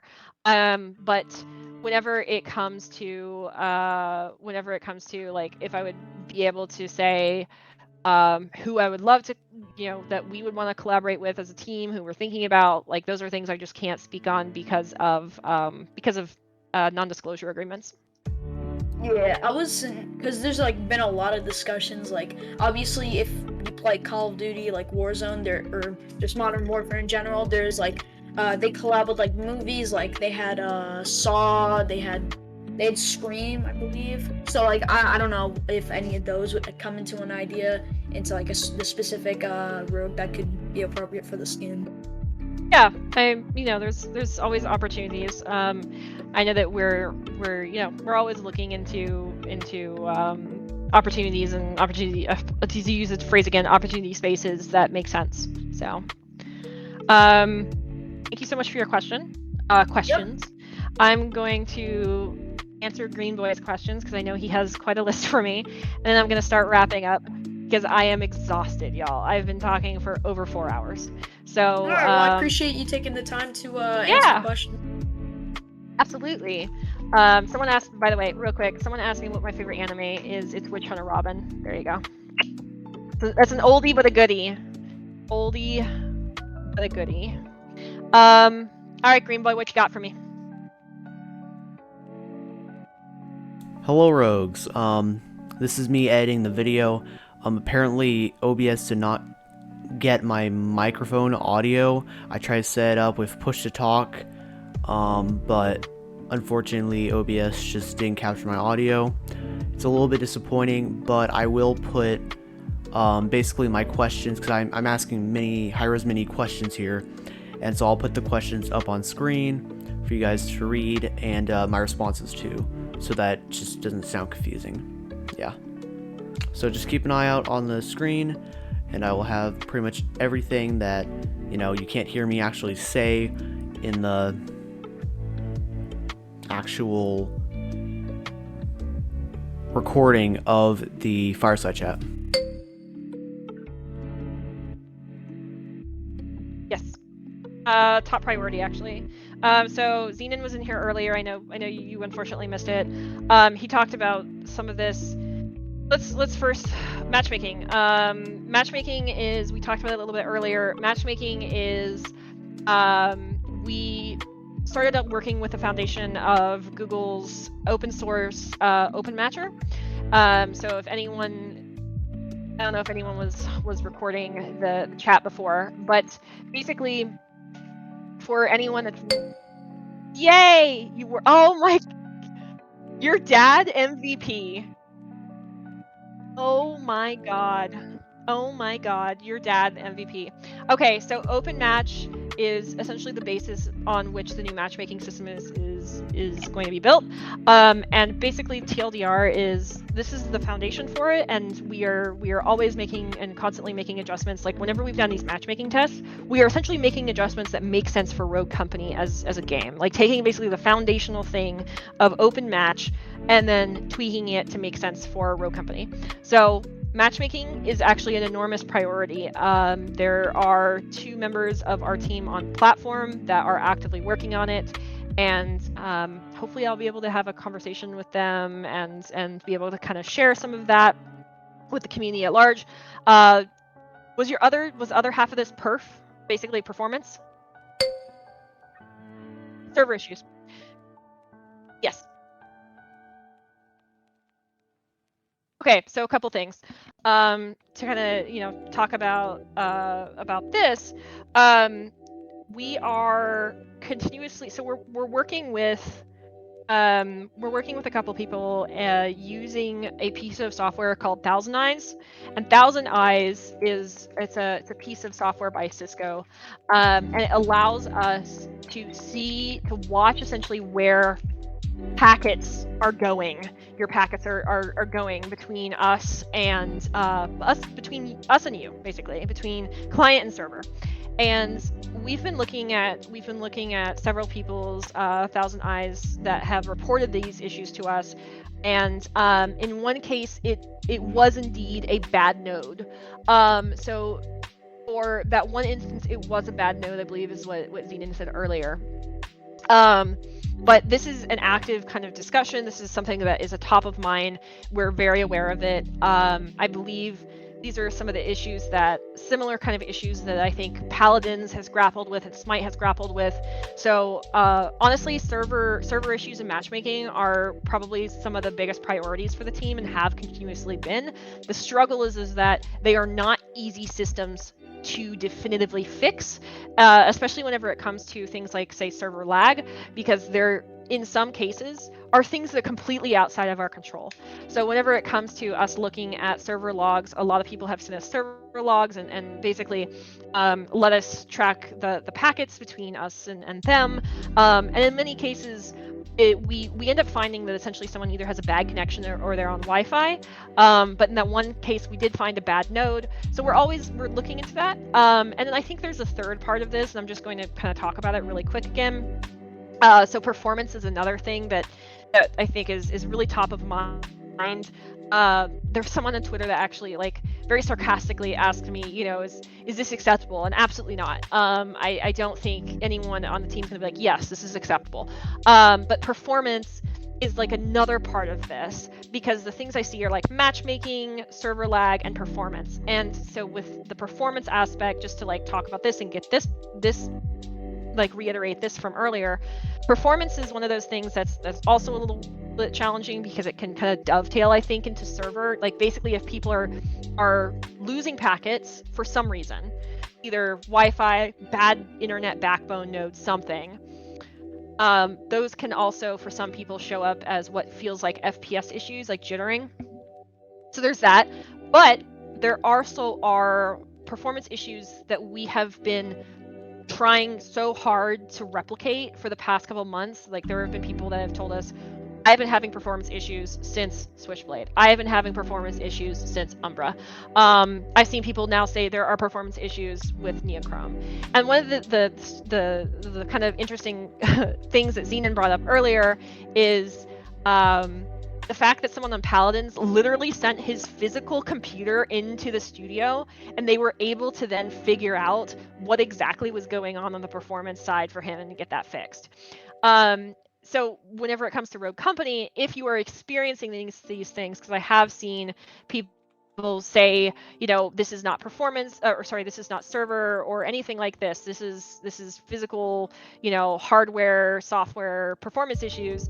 If you're having those issues, I think Zenon mentioned it earlier, of just, and one of the things I suggested is letting us know, and this is unfortunately only for PC players, but sending us the issues you're having, like videos of it, and then sending your DX diag. So you can run a DX diag, and it basically gives us, short of sending us your physical computer, a DX diag gives us all of the information about your specs, and we, like your hardware and everything, and then we can try to figure out if we can replicate that internally so that we can fix that issue. So yeah, so I know that was very long-winded. It kind of went outside of the question that you asked, but hopefully that kind of answers what you're asking.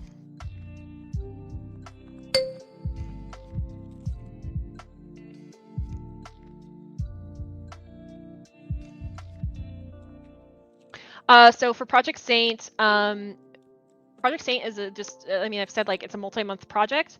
I think it's going to probably encompass a lot of 2022 for us, or what we're discussing as year 2. It's internally, it is incredibly important to us. And the reason that there's like Project Saint is we're essentially investing time into quality of life and bug changes, or bug fixes, my brain, sorry. So quality of life changes and bug fixes, and basically taking some of engineering or whatever the teams may be, off of making just like brand new skins and like say brand new rogues, and investing them instead on improving the content that we have. So it is a multi-month project that is probably going to take the majority of 2022, and just really try to improve the things that we have and add the quality of life features that are necessary. As to kind of what I can kind of talk about, I mean, human backfill is one of the obviously the really big thing, and you guys already know that that's a thing. Some of the other kinds of pieces, I know that we've talked about them in the HRS, and it's the little things like having draft pick, it was being able to block people. I know that was a request. I know that down the line there's other things that we want to add to that too. Like I've seen people suggesting having 6 people in being able to invite 6 people instead of 4. Like that's huge. There's someone asking about a glitch where people teleport the entire match. That sounds like a server issue. That sounds like packet loss to me, like 100%. But anyways, whenever it comes down to Project Saint, like yeah, some of the things that I think we're discussing are some of the long-standing things that players have wanted, like a pop-up whenever you report someone to say that that report has been looked at or actioned. Draft, ranked improvements. Like you already know about human backfill, block features, things like that, like all those quality of life things that you basically expect whenever you open a game up. So that's really the focus for Project Saint.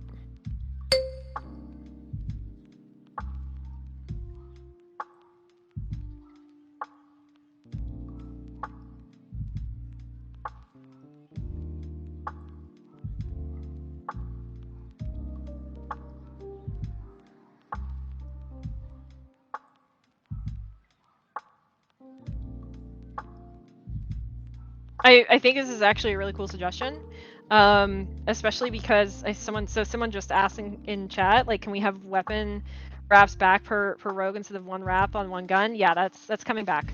I think that was announced in HRS. Just kind of like delve into that really quick, because I love talking about things like wraps. I know a lot of players really like wraps.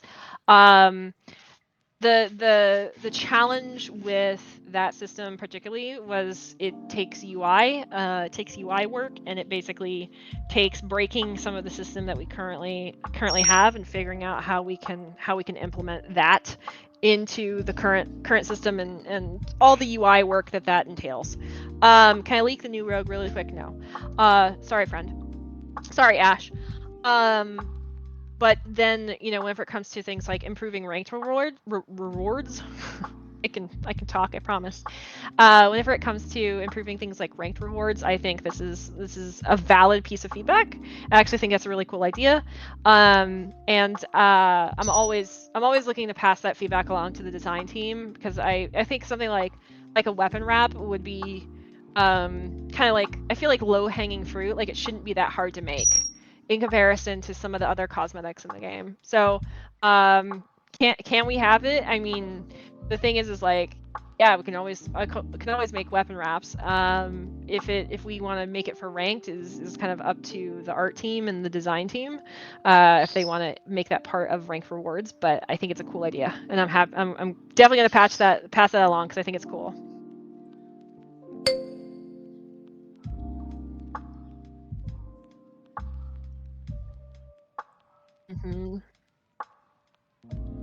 Yeah, I think that's a great suggestion too. Yeah, I think that's great. I think ranked all around, like I kind of kicked this off earlier, and talked about this earlier, but I think ranked in general needs love. It needs some love and some improvement. And the problem is and I addressed this kind of part of it earlier, is ranked is one of those things where I hear like very little, I think, in terms of whenever it comes to ranked. What I hear is bugs with ranked, things like whenever people were not basically decreasing in rank or falling out of ranks, specifically the issue, or they are telling me that or that they're not getting their rewards at the end of the season. So those are the 2 pieces that I hear the most about ranked. But whenever it comes down to like getting feedback about the ranked experience, either that's improving rewards or like quality of life things like this, like showing you your progression over time, I think these are great suggestions. And I would, you have my DM. You can always send those to me. So yeah. Performance modes. Do we mean like a mode lower than low? That's the question. Or Ash, too many caps. Too many caps, Ash.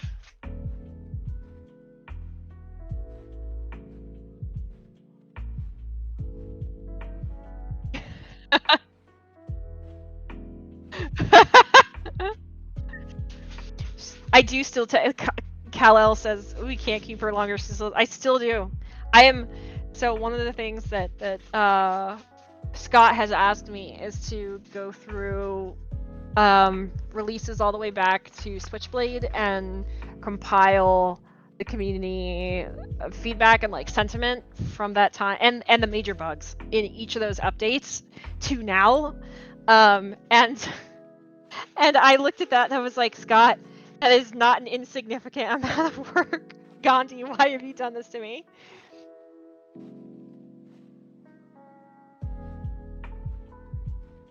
So basically, like Fortnite lowered the graphics. The mobile graphics were just lower than graphics.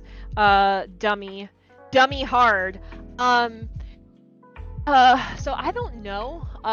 Happy to pass it along. Like, if we'll ever get it, that's the question I can never say like yes or no on. Well, not never, but frequently. But I think that's valid. There's a lot of people that even low is not low enough. So yeah, it would be happy for us for Switch users. Bless you guys. Bless Switch players. I don't know if y'all can tell that I'm also losing my voice, but it's happening. Yeah, I know. The pain. I was talking about Switch a little bit earlier.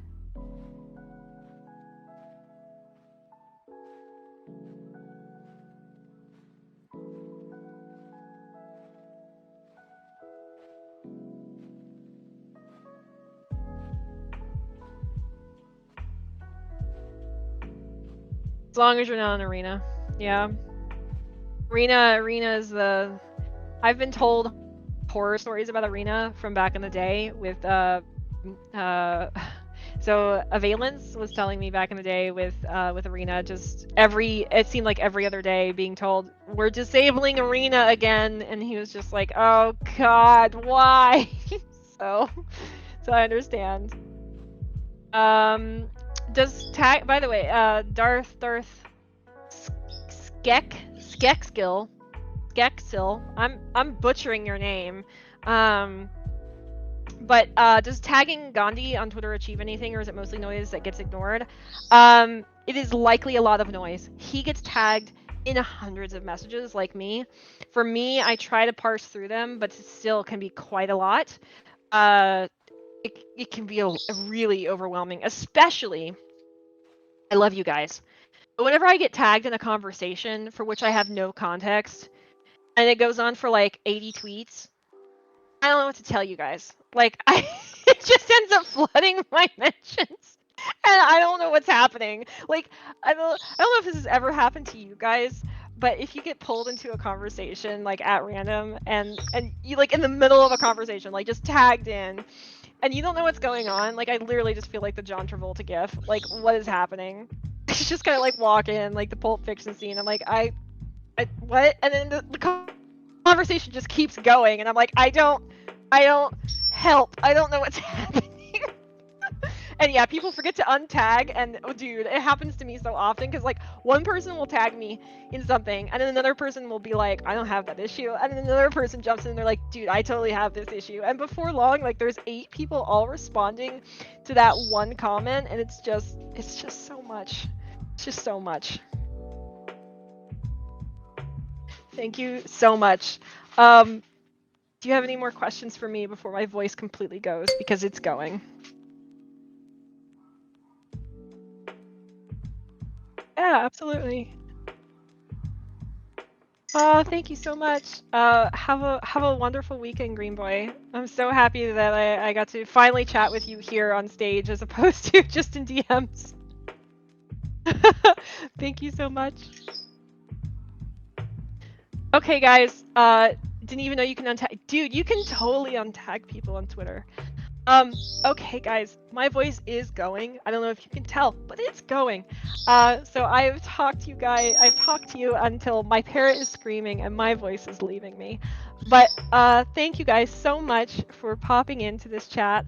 I've really enjoyed talking to you guys. I really hope that some of your questions, your burning questions, have been answered. Like when Zenon was in here earlier, he is wonderful to talk to. He's a programmer on our team, and he's currently the director of development on Rogue Company. So whenever it comes to those kind of like systems that he was discussing, he's amazing. He's great. He's genuinely like one of my favorite people on the team to talk to. But anyways, thank you guys so much for popping in. I will do this, again, whenever it comes to the next update. As I promised during Twitter Spaces, I'm going to try to pop into the Discord a little bit more often and just kind of hang out with you guys and just kind of chat with you guys throughout the day, because I did that with Spaces and it was really great. So, thank you so much, and I will talk to you guys later, and I hope you have a beautiful weekend. Have a good one, y'all.